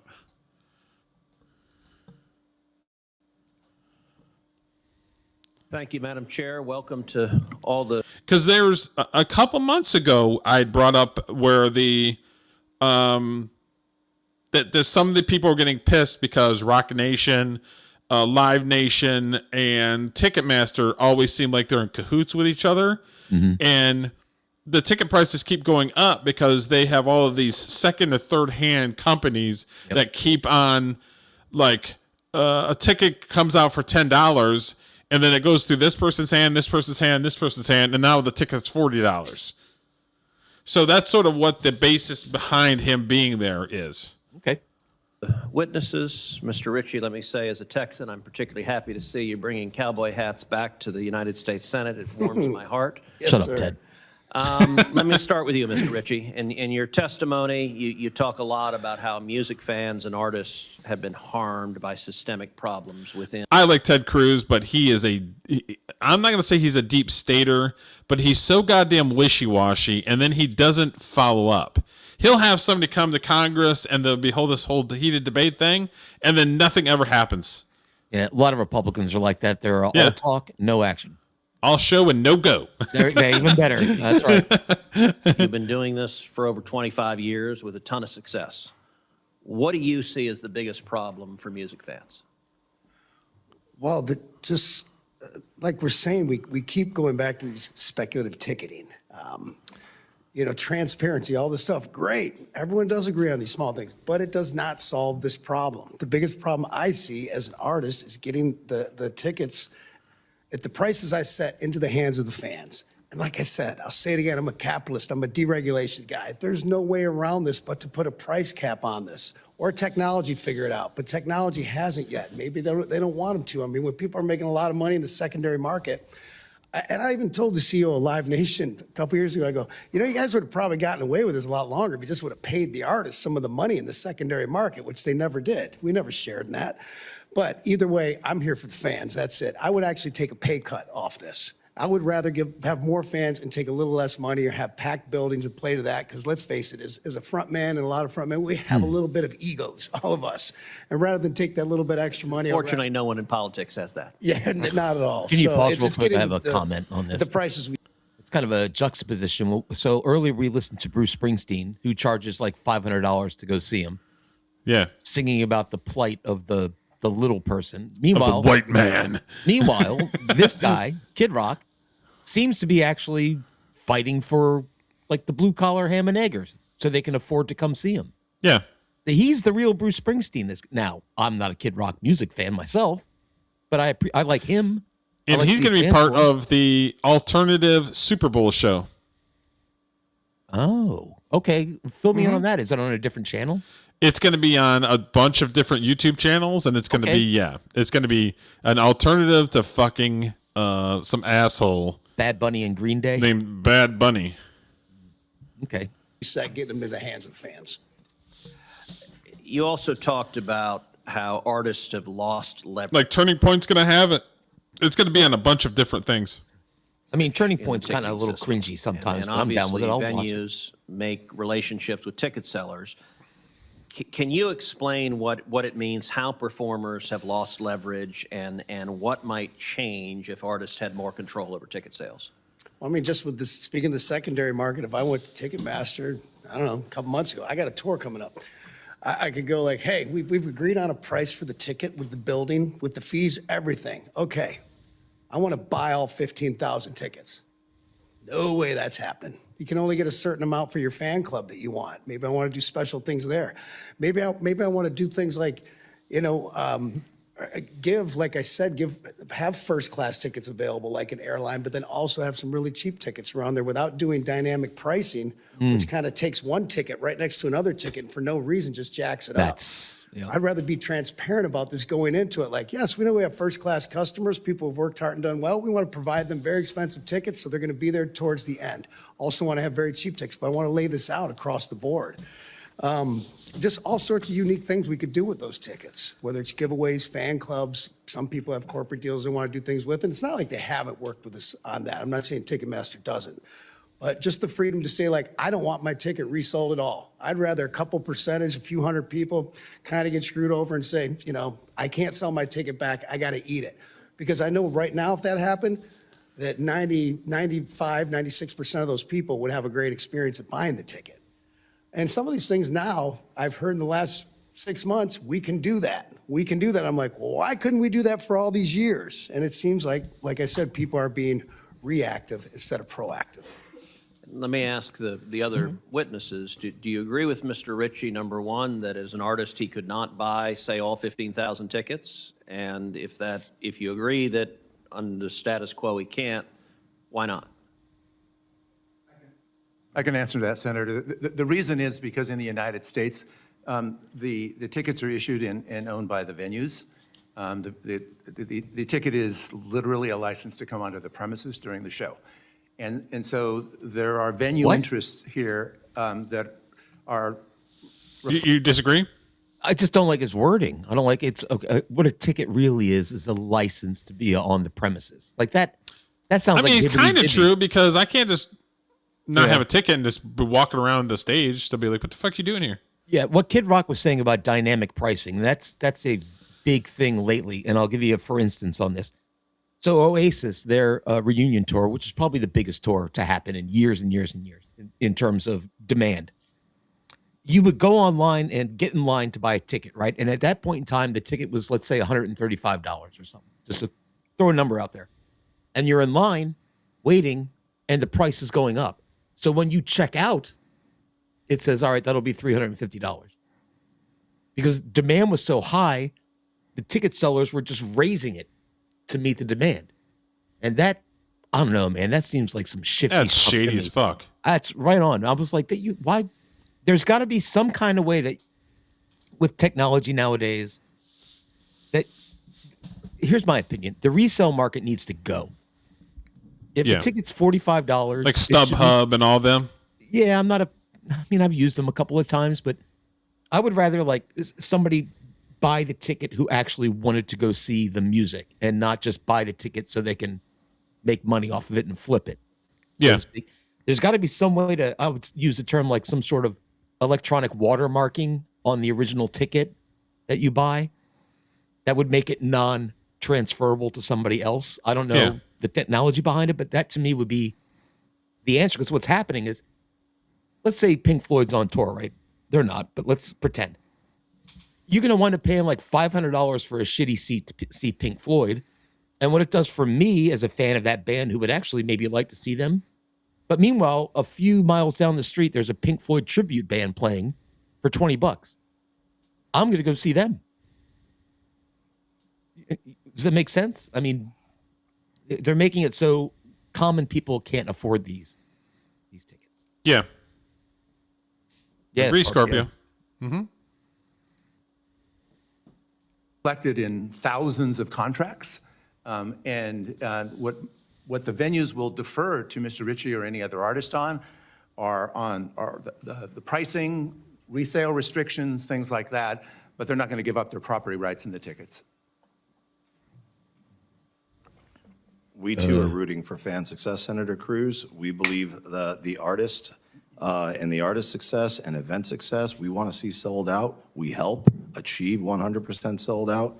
But at the end of the day, I agree. The artist, they should set whatever price they want to set. I think Kid Rock, if I may. I agree with that. I think he's absolutely right. I wish they would have put the name of the person that's talking because they didn't. So it says, okay, who's this? Who's this? You know? I'm just guessing Feldman or something. I'm assuming that one of them is Live Nation or Ticketmaster. These Live Nation and Ticketmaster are not in the business of music. They're in the business of money. Yeah. And artists are in the business of music, and there needs to be some sort of, they need each other. Yeah. Dude, Kid Rock couldn't just do all the logistics that needs to be done to set up a concert. He's got to concentrate on his band and rehearsing. But it just seems like these people, they just don't care. It's all about the money. And I'm a capitalist, but Yeah, when you have too many hands in the pot that are pulling from the ticket prices, it's like, I don't remember that happening 30 years ago. Dude, back in the day when I used to spend the night in front of a Sears, waiting to get tickets for the Scorpions, for Rush or whatever, if you scalped them, you'd get arrested. It was illegal to resell tickets at a higher value than face value. But this has all changed, and now they make it legal just because it's a website or an app. Yeah, I don't know. Yeah, they've normalized what was once verboten. If he wants to set different tiers of his pricing, he can, and fans should have that option. They should also have the option, if they choose, to recover their costs if they can't use it or to be able to resell it. Ticketmaster doesn't make it very easy, sir. Sometimes these price caps come with price floors. It happened to me, and I'm in the industry last year up in Baltimore to see Billy Joel and Stevie Nicks. Took my kid up there. One of us couldn't make it due to business, and we weren't allowed to even resell it for $50. It was a $180 ticket. They set a floor. That seat went empty. An empty seat doesn't buy beer, hot dogs, or merchandise. So we think there ought to be options for consumers. I don't think anybody disagrees with the fact that there should be some resale available for those types of events that occur. That being said, I disagree. When a bot or somebody comes in and purchases hundreds of tickets or whatnot, and we are looking at it as a venue, as a sold-out performance, so we staff as such. Well, my guess is he's Live Nation or he's Ticketmaster, because he said we. Yeah, but this guy's actually so far making a little bit of sense. You know, back in the day if I had a ticket to a concert and I couldn't make it, you know what my option was? Find a buddy and go, hey, like it was paper tickets back then. I'm going to go, hey, you want to go to the show? I can't make it. And would you mind giving me like $50 but there's some music artists that I absolutely love that people in my family or whatever don't give a shit. You know what I mean? Yeah, well, then back in the day, you were SOL at that point. Yeah. So there was some back channels. You know, Craigslist was a big thing back. You know, you can find somebody, but it was difficult. Now it's too easy. Like this guy saying, for a bot to come along, snatch up like hundreds of seats, put them out on resale, and make it's I don't know. It stinks. It stinks to me. It doesn't seem right. With 100% staffing, the whole lot, and we're also paying the artist for that sold out show as well. And unfortunately, when those brokers can't get their tickets sold, we'll see a drop count, which is how many people are actually through the door, of 60 to 70%. So now we've lost 30 to 40% of the income from food and beverage, which is how we make our money as a venue.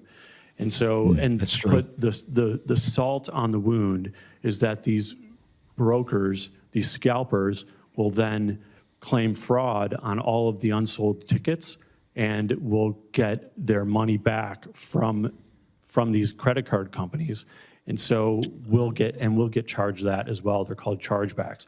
So not only do we lose 30, 40% on those tickets that go unsold for the food and beverage, we get double charged on the chargeback, and there's no way for us to make our money back at all. All right, so my time has expired, but Mr. Ritchie, I'll give you a chance if you want to respond to those comments. I don't know if you have any response. I think we're all, lack of a better term, rock and roll, we're all kind of smoking the same dope. All right, that spices up the hearing even more. It's very, very rock and roll there, Mr. Ritchie. So we've brought up a problem here, and everybody knows that you're not supposed to talk about a problem without having a solution. So, Derek, do you have any ideas how to fix this? No. Okay. There's too many cookies in the cookie jar when it comes to tickets. And do you think that those particular hands are going to do anything to take the money out of their hand? No. And it's not them that are suffering; it's the people that are the consumers that are buying it. So unless they make it illegal to repurpose tickets or sell them in the black market or whatever the fuck and treat it as scalping, it's not going to go away. Yeah, money ruins everything. Yeah, there's too many hands in the fucking cookie jar to fix it, unless something either. I don't know what Congress can do about it. That's the thing. They're trying to figure out a way to regulate it in a capitalist manner, which is kind of tricky since capitalism and regulation are often kind of, it's an oxymoron. They're against each other, but I don't know. I mean, there's got to be some sort of way that they can, these stub hubs and all this, maybe cap it at double the face price to sell. Yeah. Or something. Listen. Or you can only buy a certain amount of tickets, or they're allowing. They say, okay, StubHub, you guys get 5,000 tickets. Here you go. That's it. That's all you get. Yeah, there's got to be some sort of. This can't be rocket science. There's got to be some sort of answer to this because as a musician, it's important that people are able to come see you live. Otherwise, people just won't. Yeah, and they'll watch YouTube videos like we do of people on their cams filming the. Yeah. I am a massive Rush fan. Huge Rush fan, right? I've seen them over a dozen times. They're coming to an arena that's about 30 minutes from my house. If the tickets were $75, $80, I'd probably go see them. They're like $400. Are they really? Yeah, because they sold out immediately and then it all went back on the secondary market. I can't afford $400 for a ticket. So so you know what they're talking about. As a fan of music and somebody who would like to go see a show of a major act, I do. Even it expands out to sports too. I wanted to take my son to see the Bruins Capitals game that was coming up. That was around my birthday because I'm a Caps fan and a bit of a Bruins fan sometimes too. But even those tickets, like nosebleeds, were $200 a piece. So I figure I buy a ticket for me, I buy a ticket for my son, then I'm having a beer, hot dogs, all that. It's like $500 by the end of the night. And at that point, I'm like, I'll just watch it on TV. It's not worth it. Yeah. And it shouldn't be like that. If they want people to come out and follow the product, it shouldn't be like that. No, they're pricing out the middle class. And it's only, it's for the upper class now. Okay, so there's two other videos that we're going to watch. If they kind of overlap in content, we'll have to see. I might just stop it if it's the same thing. Okay. But this is the second video. Richie, PKA, Kid Rock. I'm proud to say I've been packing arenas, amphitheaters, and stadiums with the greatest fans on earth for over 25 years. I'm also a capitalist. I'm here today because I love God. I love this country. I love live music and sports. And I believe music fans and artists have been getting screwed for far too long by the ticketing system. I'm in a unique position to testify because, unlike most of my peers, I am beholden to no one. No record companies, no managers, no corporate endorsements or deals. To put it plainly, he owns most of his stuff. I ain't scared. I ain't scared to speak out on these issues like many artists, managers, and agents are for fear of biting the hand that feeds them. I'm here because hardworking Americans who love live music deserve better, and because artists deserve control over their own work. And let's be clear, this problem is older than timeouts and participation trophies. 30 years ago, members of the rock band Pearl Jam, members of the rock band Pearl Jam sat in these same seats, warning Congress about ticketing abuse. In 2009, Congress was told under oath that merging Live Nation and Ticketmaster would benefit artists and fans. The CEO of Live Nation called the merger an experiment and promised it would increase competition, empower artists, and lower costs. He also said, and I quote, "A system that empowers artists benefits everyone." Almost need a rim shot after that. The CEO of Ticketmaster at the time also testified in 2009 and said, "We believe the combination of..." I don't know if you heard or not, but he just talked about Pearl Jam being in the same spot 30 years ago. I was listening. I Our heard. two companies will benefit artists, fans, theaters, sports teams, museums, and all the other facilities, performers, and spectators who use our services. The economic foundation that supported artists in the past is crumbling. Piracy is threatening their livelihood. Secondary ticketing is driving up prices for the fans with absolutely no benefit to the artist. Needless to say, that experiment has failed miserably. Independent venues have been crushed.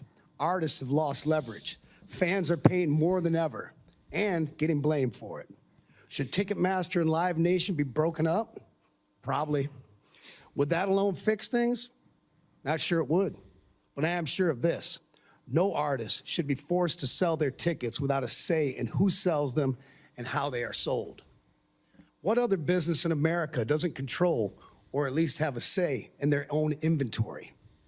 If artists had real choice, real competition would follow, and tickets would. Love the Detroit DEN in his ring. That was Oh awesome. yeah, he's Detroit. Another one of your guys. It's one of my people. Prices we the artists set. It's no secret. It's no secret, none, that this industry is full of greedy snakes and scoundrels. Too many suits lining their pockets off talent they never had and fans they mislead. That is true. The truth is, much of this could have been, or still could be, solved through technology, especially proof of humanity tools. It hasn't happened yet because there's just too much money in the secondary ticket market. Ticketing companies didn't fail to stop this. Seems they chose not to. In parts, now meanwhile, the problem has been addressed with much success overseas.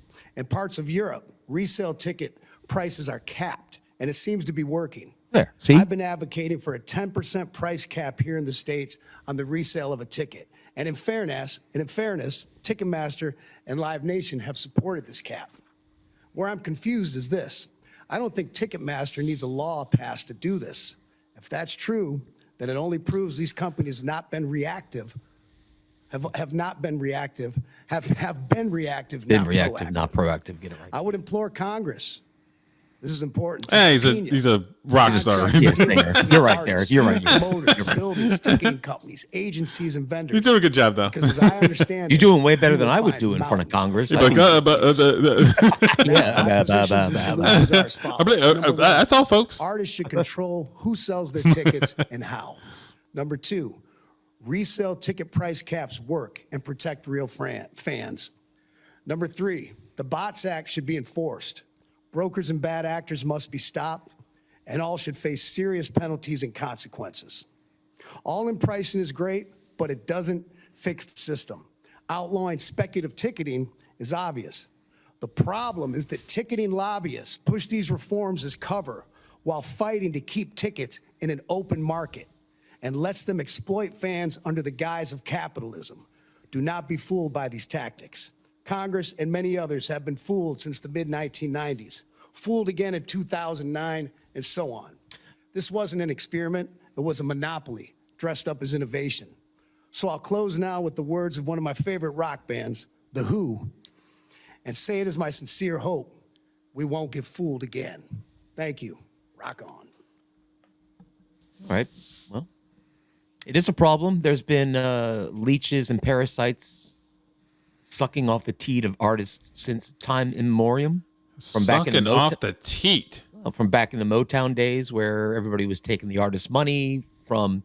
We talked about a few shows ago how we looked at one of the, I think it was Ariana Grande's songs, and I'm like, wow, there's 15 producers, 7 engineers, and I'm like, they're all. Oh yeah, that's sucking off the teat of a thing that's literally done by one guy who's on a computer. Yeah, no, and some vocals. They're just, it's a parasitic relationship. Yeah, there's too many hands. There's too many hands in a cookie jar, and like I said, they're not gonna say something when your hand is out and they're giving you money. Yeah, and what Kid Rock was saying was pretty much what I said. Like, well, why don't you just cap the resale market? You can only. But do you think the people in power are going to let that happen? The people that are sponging the money off. Or they'll be like, oh, that's a good idea, and then never do it. No, that's correct. But I will restrain myself. I wanted to, Mr. Ritchie, I wanted to ask, in your experience, your direct experience, how much control does the artist have in what the final price for an artist or a customer pays for that ticket relative to the add-ons? The final price or setting the price of what we'd like? The final price. The final price, well, not much. So you mean, that includes all the fees, the tacked on, how the buildings make their money, everyone this, that, and the other. There's, they charge you how much to print out a ticket at home, all these little stuff that makes no sense, like that everyone's up in arms about. We get a ton of say in what we want the tickets priced at, because that's where we make our money, and we make the majority of that money. As I'm sure Mr. Wall will be happy to tell you, that's true. But at the end of the day, no, we don't have any. over all those fees and everything that they tack on and all the stuff that people are really upset about. You know, if I say tickets are $49, whatever, fans are usually like, okay, that's great. You know, as artists, we want to treat our fans right. They know that. But then when they get to the end and they check out, they're like, why is this thing $75? Yeah. It's supposed to be $49. Yeah. That's a huge problem. We were talking about dynamic pricing. And there's no way when you can't restrict the contract. When you're signing a contract with that promoter, they're unwilling or unable to guarantee that they can, assuming, obviously, if we do a federal law that. I mean, this is why I said subpoena some of this stuff, because what I've heard, people are getting kickbacks from this. Sometimes it's the managers or the artists. You know, there's a lot of people at fault here. You know, I'd like to put it all on Ticketmaster and take the majority of these blows, no question, them in Live Nation. But there's a lot of people there with their hands in this cookie jar that it shouldn't be in. And that's why I hope you subpoena a lot of these contracts and look for some of this fraud. Because I bet there's some folks who go to Is jail. that like Mexican for subpoena? Yeah, let me get a I'm not going to judge anybody on that evidence. Subpoena! Get a subpoena combo with Fiesta The potatoes. Coke. Yeah. The refried beans on the side. You know, since last year, the FTC's all-in pricing went into effect. Have you guys seen a change in the market since that? And maybe each one of you can describe a little bit what the change is. And then also, if we made that a federal law rather than just a rule, would that make a difference? So that's the two questions. Have you seen a change? And would That's great. I think that's great for fans. Just more transparency, so they don't get sticker shock when they go to check out with all these hidden fees. Okay. It's been very important because contrary to what a lot of people believe, ticketing companies can't decide how to show these prices. It's the content owners who sort of dictate this. And so you have a problem getting everybody on board. It's now, we've been pushing this for years. The system is working. Some people were saying that there'd be a lot of problems. There haven't been any problems. It turns out this works just fine. Right. And you think there's a benefit to making it a federal law as opposed to just a FTC rule? Okay, so that is Dan Wall. He's Executive Vice President and Corporate for Live Nation. Who? The guy with the white hair? Yeah. Okay. So he's basically The saying only thing I would ask good. with What was that? I think what I gathered is what he just said was like, everything's fine. Well, they're getting their money. They don't give a fuck. You know what I mean? What enrages me about this reminds me of a corporate meeting, and I've been in several of them, where you say what needs to be said, which takes 10 minutes, and then everybody chimes in with their stuff. Yeah. It's like, stop talking because you want your voice heard. Just shut up. Let's get out of the meeting. This is a 5-minute conversation. Cap the resale tickets. Mm-hmm. I mean, I may be oversimplifying it, but I think they're undersimplifying it more than I'm oversimplifying it. Yeah. You can't tell me with today's technology, you just can't cap, I don't know, make it 20%. Okay, you can resell these tickets for 20% above face value. And that's it. Yeah, cap the resale market and then make it illegal that bots can't buy tickets or anything like that. Yep. That's it. There you go. Problem solved. Problem solved. But instead, it's like cap it and then restrict or make botting to purchase tickets illegal. It's other than that, but instead it's hours of talking about it in Congress. Different people ask Kid Rock questions. He gives the exact same answers. It's just all a big waste of time. Either you can fix it or you don't want to fix it. Right?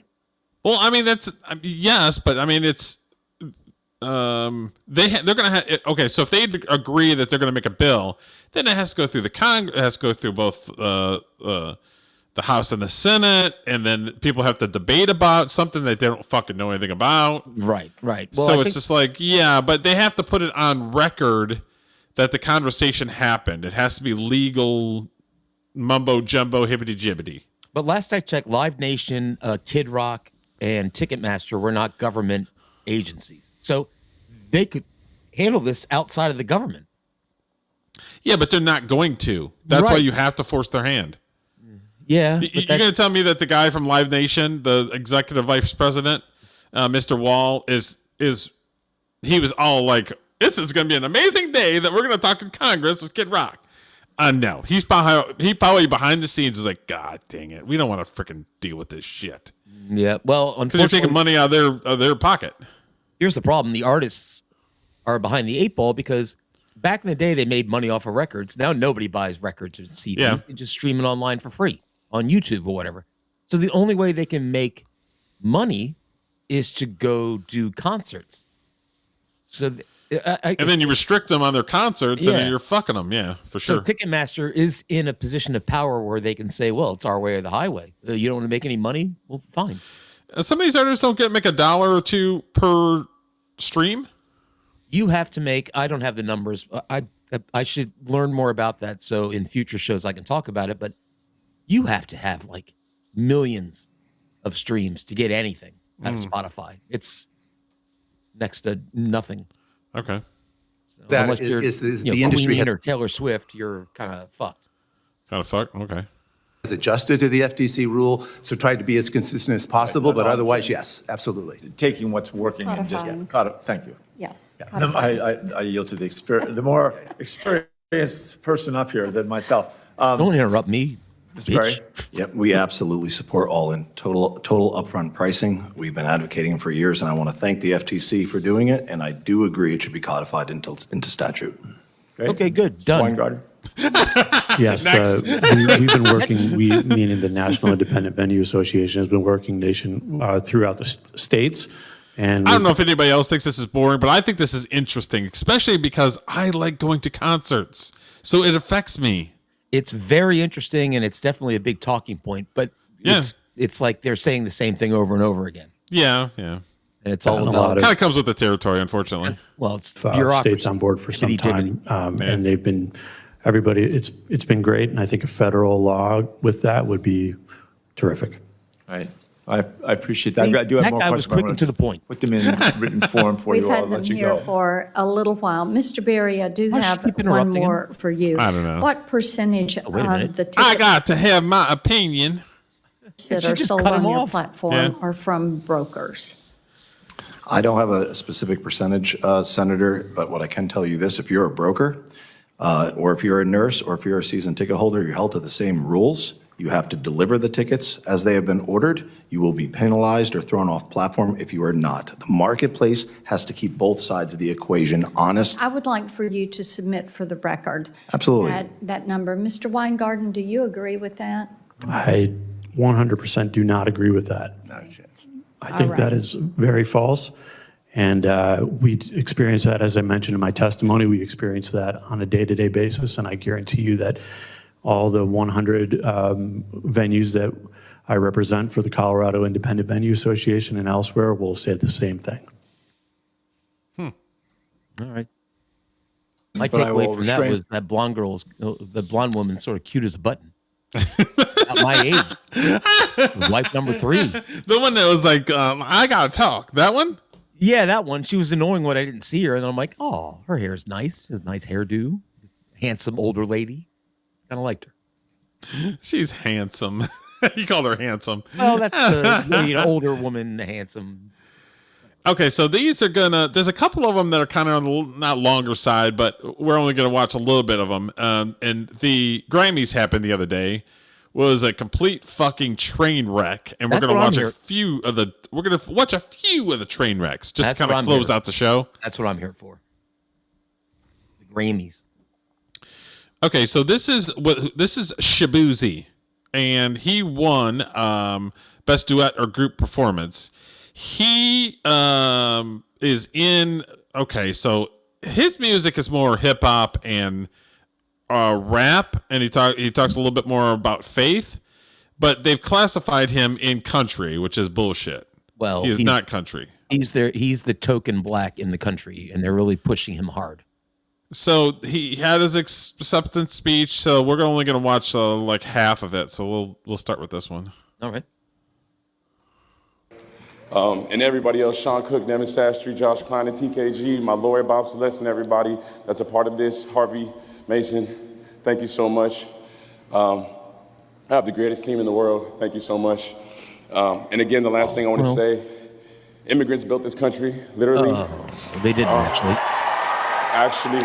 No, they didn't.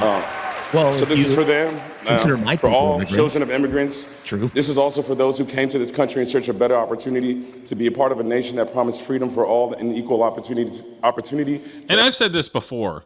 if you're passionate about something, do you really need to write it down? Well, he's passionate about something because he's crying. He's probably overwhelmed with joy that he won the award, and he's taking the one. This may be the only. He'll look back on this when he's 60 years old, accepting a Grammy, which used to mean something. Used to mean a lot. Yeah. You should. I watched last night. I did a show on Rumble, and I watched a lot of these acceptance speeches. Generally speaking, what you should do is you should thank the people that helped you get the trophy. Yeah. It's not a place for a political statement. I mean, all these people are saying the same thing, like America promised, opportunity for everybody. Well, no, we promised opportunity for our citizens. Yes. And they don't seem to understand that if you come here illegally, you don't get the American dream. You can't break the law first. You have to earn the American dream. If you're coming here illegally, you have to go through the correct process. And then if you are somebody that's doing it through the process, you have to earn being an American. That means you have to you have to learn American customs, not come to our country with the same bullshit that you just left. Yeah. Plus, it doesn't work like that. You and I don't get free stuff. Like my people have been here for a little over 100 years. You Huguenot heathens, you crazy people, sons of bitches, been here for centuries. We don't get a handout. You gotta work for it. Yeah, we don't get jack shit. Everyone willing to work for it. Thank you for bringing your culture, your music, your stories, and your traditions here. You give America color. I love y'all so much. Thank you. I could do with a little less color in America. Yeah, especially it seems like all the color is here illegally, embezzling and sending their money back to wherever the shithole country they came from. So they're not here in good faith. That's the problem I have. Well, Shabuzi's a manufactured artist. I don't know where. I don't want to look into the man's heart, but he's being pushed down everybody's throat. Yeah, because he's lay black country artist. Now, here's what I'll say about Jelly Roll before he says anything. Other than those ridiculous tattoos on his face, yeah, he looks good. Yeah, he's lost a bunch of weight. And I guarantee it's Ozempic because he lost hundreds and hundreds of pounds. Well, shout out to him. Good for him. I need to work on that. So good for him. So this is an acceptance speech, and then I have one where he's talking on the red carpet. Okay. I know they're going to try to kick me off here, so just let me try to get this out. First of all, Jesus, I hear you, and I'm listening, Lord. I am listening, Lord. All right. Second of all, I want to thank my beautiful wife. I would have never changed my life without you. I'd have ended up dead or in jail. I'd have killed myself if it wasn't for you and Jesus. I thank you for that. I thank you for my label, Broken Bow, Country Radio, baby. What's up, dog? Oh, Republic, John Manili, we did it, baby. There was a time in my life, y'all, that I was broken. That's why I wrote this album. I didn't think I had a chance, y'all. There was days that I thought the darkest things. I was a horrible human. There was a moment in my life that all I had was a Bible this big and a radio the same size and a 6x8 foot cell. And I believed that those two things could change my life. I believed that music had the power to change my life and God had the power to change my life. And I want to tell y'all right now, Jesus is for everybody. Jesus is not. How many of the devils that are in the fucking crowd are melting down like fucking the Wicked Witch of the West and fucking... Yeah. I'm a little annoyed with him, to be honest with you. I was like, well, you know what I've done in my life, Derek, as a non-Christian? I have not wound up in jail. I've managed to do that. He couldn't even do that. But I'm glad he found his way and whatever. So good for him. It's a good acceptance. Owned by one political party. Jesus is not owned by no music label. Jesus is Jesus, and anybody can have a relationship with him. I love you, Lord. All right. That was good. I thought it was a good one. Spoke from the heart. Didn't give any political bullshit. But the people on the left will say that it was political that he brought up Jesus, though. Hey, listen, it's your time when you're an accepting award, and you can spend it however you like. I just wish that was fine. The other guy, I'm like, you're going to look back on that in 20 years and wish you didn't thank maybe the people who wrote the songs for you, which you didn't write, or the people who actually helped put you on the map, basically. This award, and it wasn't this guy. He believes it was Jesus that did it. The other guy believes immigrants built it. It's whatever. It's fine. This is the truth, and I'm glad somebody asked because I love talking about this stuff when people care to hear my opinion. But So I can tell you that people shouldn't care to hear my opinion, man. You know, I'm a dumb redneck. I haven't watched enough. I didn't have a phone for 18 months. I've had one for 4 months and don't have social media. I hate to be the artist that's that aloof, but I've become so disconnected from what's happening. And I'm just not I grew up in a house of like insane pandemonium and like I didn't even know politics were fucking real until I was in mid-20s in jail. Like, that's how disconnected. When you grow up in a drug addict household, you think we like have common calls about what's happening in world politics? Like, we're just trying to find a way to survive, man, you know? And I have a lot to say about it, and I'm going to in the next week, and everybody's going to hear exactly what I have to say about it in the most loud and clear way I've ever spoken in my life. Well, I will. So I look forward to it. Thank you for bringing it up. All right. That was good. Yeah. I mean, he's speaking his truth. Never anything wrong with that. I don't think so. You know what I like? I was watching some of these clips last night. This is one of them, so I have something to say. But real quick, back in the old days, I remember, I'm going to bring Oasis up again because they were rock stars, right? They would come out and accept an award, and they just come out, beers in their hands, smoking cigarettes, and they go, "Yeah, we deserve this. We're the best band in the world," and they'd flip everybody off and leave. I'm like, that's rock and roll, baby. That's how you do it. Don't get up there and, oh, I got a Bible. Oh, I got to thank my wife and all this kind of. But bullshit. They didn't. Wait a minute. But your band didn't thank their fucking writers and everything. They just flipped everybody off. That's rock. I don't know, man. Rock and roll stars. I think you're picking and choosing. You're picking and choosing. No, I like a little edge in my rock and roll stars. Be a rock and roll star. Don't try to. Come on, Billie Eilish. She's Irish. She's fucking. Oh, she's not Irish. Or no, she's rock and roll, right? No. No, she's. I have a lot to say about that. Thank you so much. I can't believe this. Everyone else in this category, you're so amazing. I love you so much. I feel so honored every time I get to be in this room.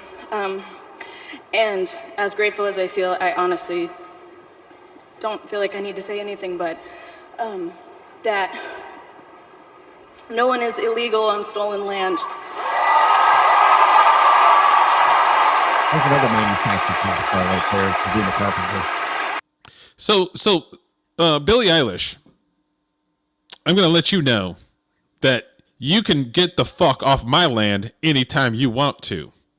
Because my family had something to do with creating this country. So you can move your little fucking ass wherever the fuck you want to. Because this guy, you took my land. Here's a little history lesson for everybody. Do you know who actually first settled on the North American continent? It was Siberians who came across the Bering Land Bridge from Russia, what is now Russia, to Alaska. And then they populated out throughout North America looking for warmer climates down into South America. So they found somebody that was Asian that's like, oh, they'll fit the bill of being fucking Indian. My point there is the original settlers of the North American continent, it happened 25,000 years ago. That's old news. So, and then to bring it to the current day, like Billie Eilish owns a giant mansion. Yes. Now, unfortunately, she needs to pay for security because there's a lot of weirdos out there that would probably harass her, and that's sad that she has to deal with that. But maybe she should give up her mansion to whoever she thinks. Right, Charlie. That's exactly what I was going to say. Yeah, Charlie was spot on. Spot on. Nicki Minaj was trying to, like you said earlier, was trying to get Trump to do something where every baby gets $100, and she put her money where her mouth was. Yep. Billie Eilish isn't. Billie Eilish isn't willing to go. And she's just showing that she's part of the team and that she'll say whatever the fuck it is. And it's so sad because she grew up kind of like I did a little research before this show, Derek, because I knew we were going to talk about her. She grew up in a homeschooled family, which I'm a big proponent of. Her parents were musicians, so they made sure they made their children love music. And her brother is very talented. He writes all the songs. She has a nice voice. They're talented people. Why do you waste this talent on current day politics? A dumb shit. It's why? Your talented people love you, Billie Eilish. I listened to a few of her songs. It's not my thing, but it's frustrating. Frustrating. Thank you. And yeah, it's just really hard to know what to say and what to do right now. And I feel really hopeful in this room, and I feel like we just need to keep fighting and speaking up and protesting, and our voices really do matter, and the people matter. And I'm gonna say sorry. She said, "Fuck ICE." Thank you so much. What was that? I'm not going to be. Listen, I'm not clutching my pearls, but this is a television show on CBS. And there may be children watching. Can you maybe not say the F word? Or sometimes hip hop artists can't help themselves but to say the N word. Like, can you? These people don't have souls. They don't give a fuck. They stomp to their own drum. They do whatever the fuck that their overlords tell them to say or do. You're right. They're soulless dickheads. It's a shame she has. So it's par for the course every single time. Every single time it's par for the course. Did she thank her fans? I don't think so. Did she manage to do that? No. The 10 years that I was in LA, I never met these people because it's your this is the club and you're not in it crew.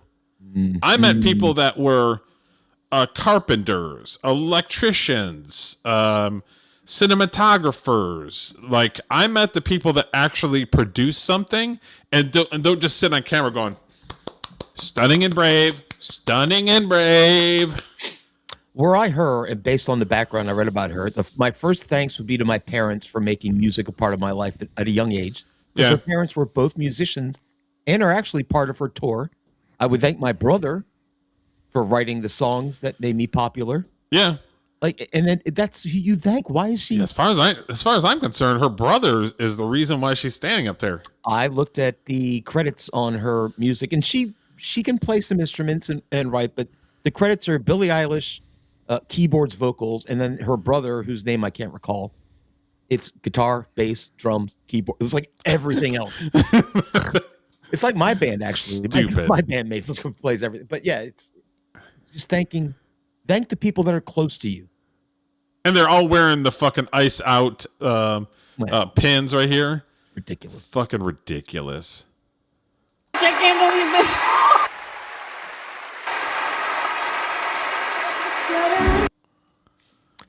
It's such a shame. It's a good story. Parents, homeschooled, taught her music. She's with her brother. That's a beautiful thing. She has a nice voice. And then she shits it all away. Oh, I saw this one.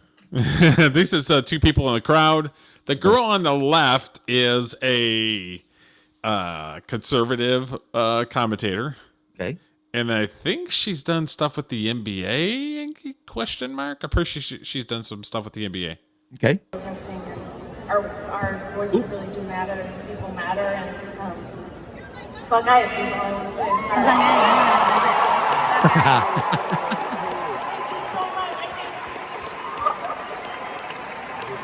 I'm so edgy. I said fuck ICE. Oh my god.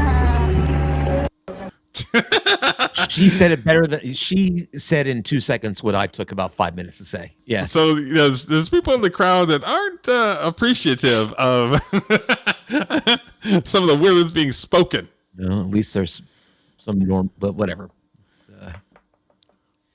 It was something. I thought we were done with all this stuff after Trump got reelected. I thought they double and triple down because they are fucking wackadoos. And do you think there's more wackadoos in the music industry or in the film industry? Mm-hmm. Ooh, boy, that's a good question. I think there's more wackadoos in the music industry than in the film industry. I would say the opposite, and here's why. Music industry, there's a ton of wackos. Lots of the artists are bananas, but most of their faults only hurt them with drugs and alcohol. They're self-hurting wackadoos. Whereas in the movie industry, I think it's more outward damage being done. Maybe, but I don't know. I haven't thought outward. What do you mean? You know what? I haven't thought it through, so I could be wrong. I'm just thinking. Because you can make a song in what, a week? Yeah, sure. A film takes months, if not years, to make one. I think film people are wackadoos too, but I think they're preoccupied half the time because they've got movies coming out, or they're in the process of making the movie.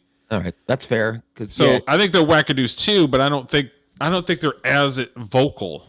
I think you're right. Musicians, big musicians, have more free time on their hands, traveling from venue to venue, and they get in trouble. I say one and the same. I don't know, because like I said, I can't speak for behind the scenes music wise, but the people that I met in LA that are behind the scenes, there was a couple leftists that I'd worked with, but a lot of people are just trying to live and make sure their kids are fed. That's what normal. So like a lot of them are relatively normal. 95% of the population are like that in America. Everybody just wants to take care of their families and make sure they have a roof and some food. That's it. That's fine. Anything else is great. It's gravy, icing on the cake. And I worked with, working actors. I didn't work with mega stars, but I worked with working actors, and they seemed like they were the same way. There were some super fun and cool people, you know what I mean, that I had met, but they're not superstars. They're working actors that seem like they're in everything. Yeah. Use the term I used earlier. They're ham and eggers. I don't know if they're ham and eggers. Yeah, ham and eggers. The lunch pail guys. They just go to work. They got a mortgage to pay, and they're there to. I mean, like the guy that did the jump to conclusion Matt for Office Space. That guy is in so much freaking movies, but a lot of people don't know who he is. Yeah. The guy was super sweet when I talked to him. Probably made a good living off those parts too. He probably did. Without all the business, but he's still doing. He enjoys making movies. He's still doing it. Yeah. The guy that played Buzz in Home Alone, I worked on a movie with him. That guy was super sweet. Nice. And he was the guy was super sweet. Became buds with him on the set. You know what I mean? And his mom passed away. I want to say 7 or 8 years ago, and he had said something on Instagram. And I said, all I did was just say, R.I.P. That sucks, dude. And he liked it. So it's like, he was a super nice guy. The guy that played Buzz on Home Alone is a little kid who he kind of had like the spike on top with the mullet in the back. His brother, I've seen clips. Is Buzz. Buzz. Yeah. You've never seen Home Alone? No. Okay. But I've seen enough clips from it that I feel like I've seen the movie. Okay. So I met some incredible, nice people that seemed like, there was some of them that kind of have an attitude, but it was just kind of like, I don't know, I don't really pay attention to them, you know what I mean? But it just seems like that these groups that are at these events are all the same type people, and it's like, this is the group and you're not in it. I'm coming around to your side where what you're saying, the process of making a movie, you really don't have downtime. Not really. Whereas musicians, seemingly, if you're on a tour bus, you have lots of downtime to get in trouble, to come up with dumb ideas, to screw your life up with drugs, to do all, Charlie, what department you work in? Oh.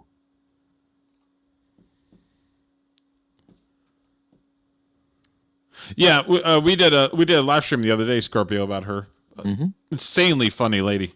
She's great. Yeah. Catherine O'Hara, great. Yeah, Catherine O'Hara. We watched a lot of some interviews. We watched some SCT TV clips, which were funny. Mm-hmm. What a drag.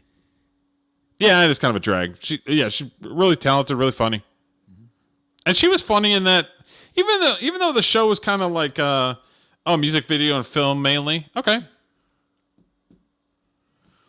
Yeah, I'm originally from Michigan, so I worked on some indie films and some commercials in Michigan, and then I moved to I was in LA for 10 years, from 2008 to 2018, and then I just wasn't getting very much work and decided to move out toward Georgia, and Georgia's been sucking for the last year or so because most of the Marvel stuff went to England, and they completely screwed over people in Georgia.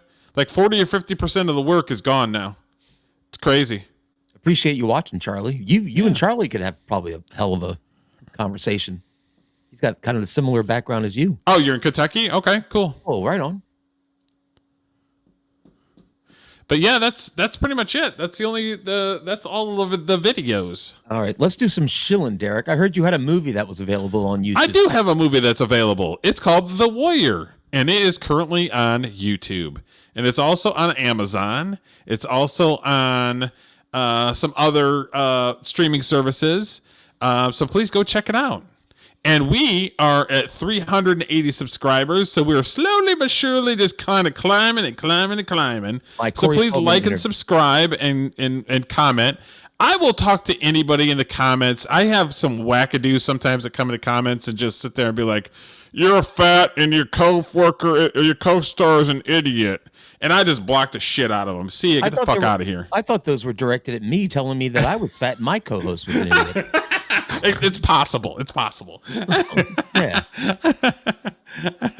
Well, I am an idiot and I am fat. So and you've got some a band that you're in. Please, if you don't mind, check out The Prominent Citizens on YouTube, Spotify, Apple.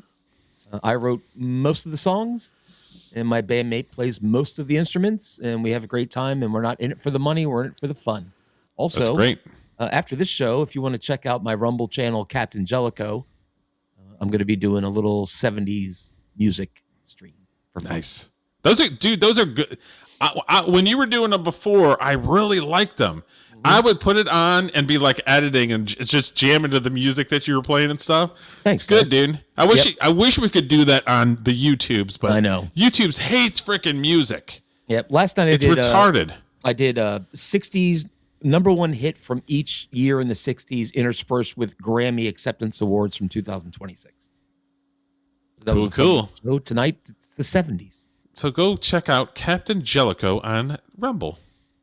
All right. Well, thank you, Derek, for having your fat idiot co-host on. I appreciate it. Well, they get the like. I'll have a conversation. Like if somebody debates me or they have a take, I'm all for it. But if you just sit there and that's the only thing you say is you're a fat loser, see ya. I can take. See, I wouldn't delete them. Like I actually would respond and go, "Hey, thanks for listening" or whatever. I am fat. That's fair. I'm not an idiot though. I have been fat most of my life, so it's not like something that's just a new thing. Yeah, see, I'm a new fat, so I take it a little harder. Like I wasn't always fat. But idiot, I have a problem with that. I don't think I have an uncle that is 6'7", 500 pounds. Holy shit. Large individual. And where do I get my genes from? I get my genes from my mom, who was a big lady as well. My mom was 5'11". Huguenots.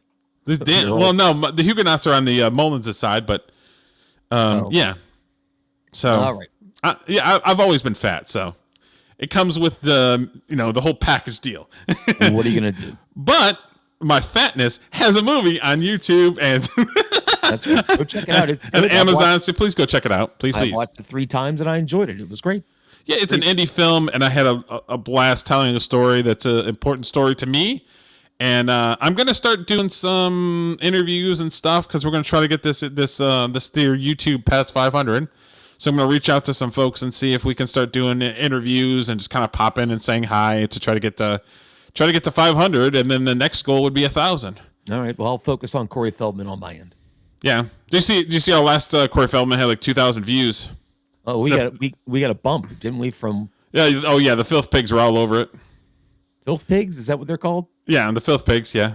Yeah, I know. I know and I'm blanking. Never mind. There's like a Corey sphere. There's Dancing with Ghosts. Does a lot of Corey stuff. There's, Jim and them is the filth Jim pigs. Is like the main. Yeah. Well, I'm very grateful to be spoken of in the same breath as those legends. But that's where I met Octavia, because she's on the Riff Raff podcast. So go check that out with Riff Raff. I'm gonna go check that out. And then I think she's a mod, and E-Rock is one of the producers of Jim and them. And E-Rock comes in the chat every once in a while. So a shout out to them. So all right, cool. But yeah, that's it.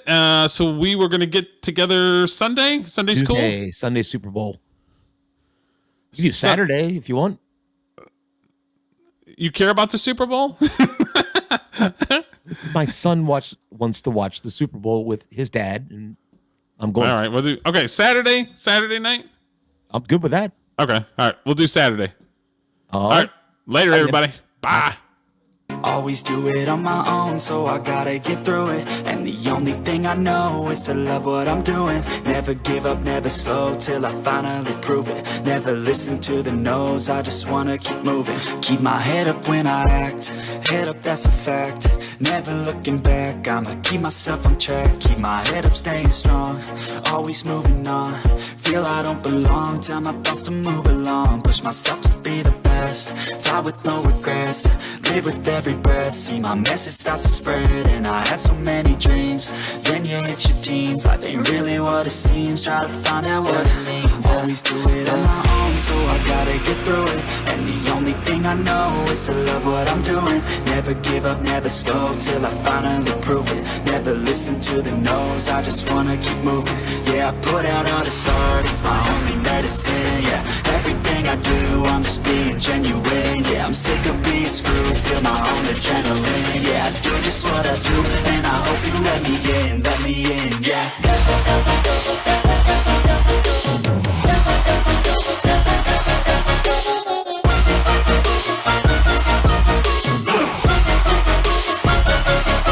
I'm grateful, oh yeah, able, oh yeah, I'm stable, oh yeah, no label, oh yeah, you know me, I have only a path, I'm lonely, but damn, I'm going through it. I want no fake love, I want the real stuff. Everybody listen up, cause I'll only say it once. I'm gonna show you all the path, if you want it bad. I'm gonna show you where it's at, yeah, how you can get it back. Yeah, cause I ain't never done, I'll be number one.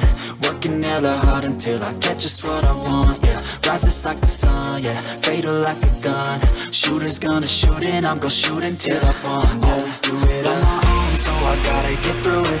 And the only thing I know is to love what I'm doing. Never give up, never slow, till I finally prove it. Never listen to the no's, I just wanna keep moving. Yeah, I put out all this art, it's my only medicine. Yeah, everything I do, I'm just being genuine. Yeah, I'm sick of being screwed, feel my own adrenaline. Yeah, I do just what I do, and I hope you let me in, yeah.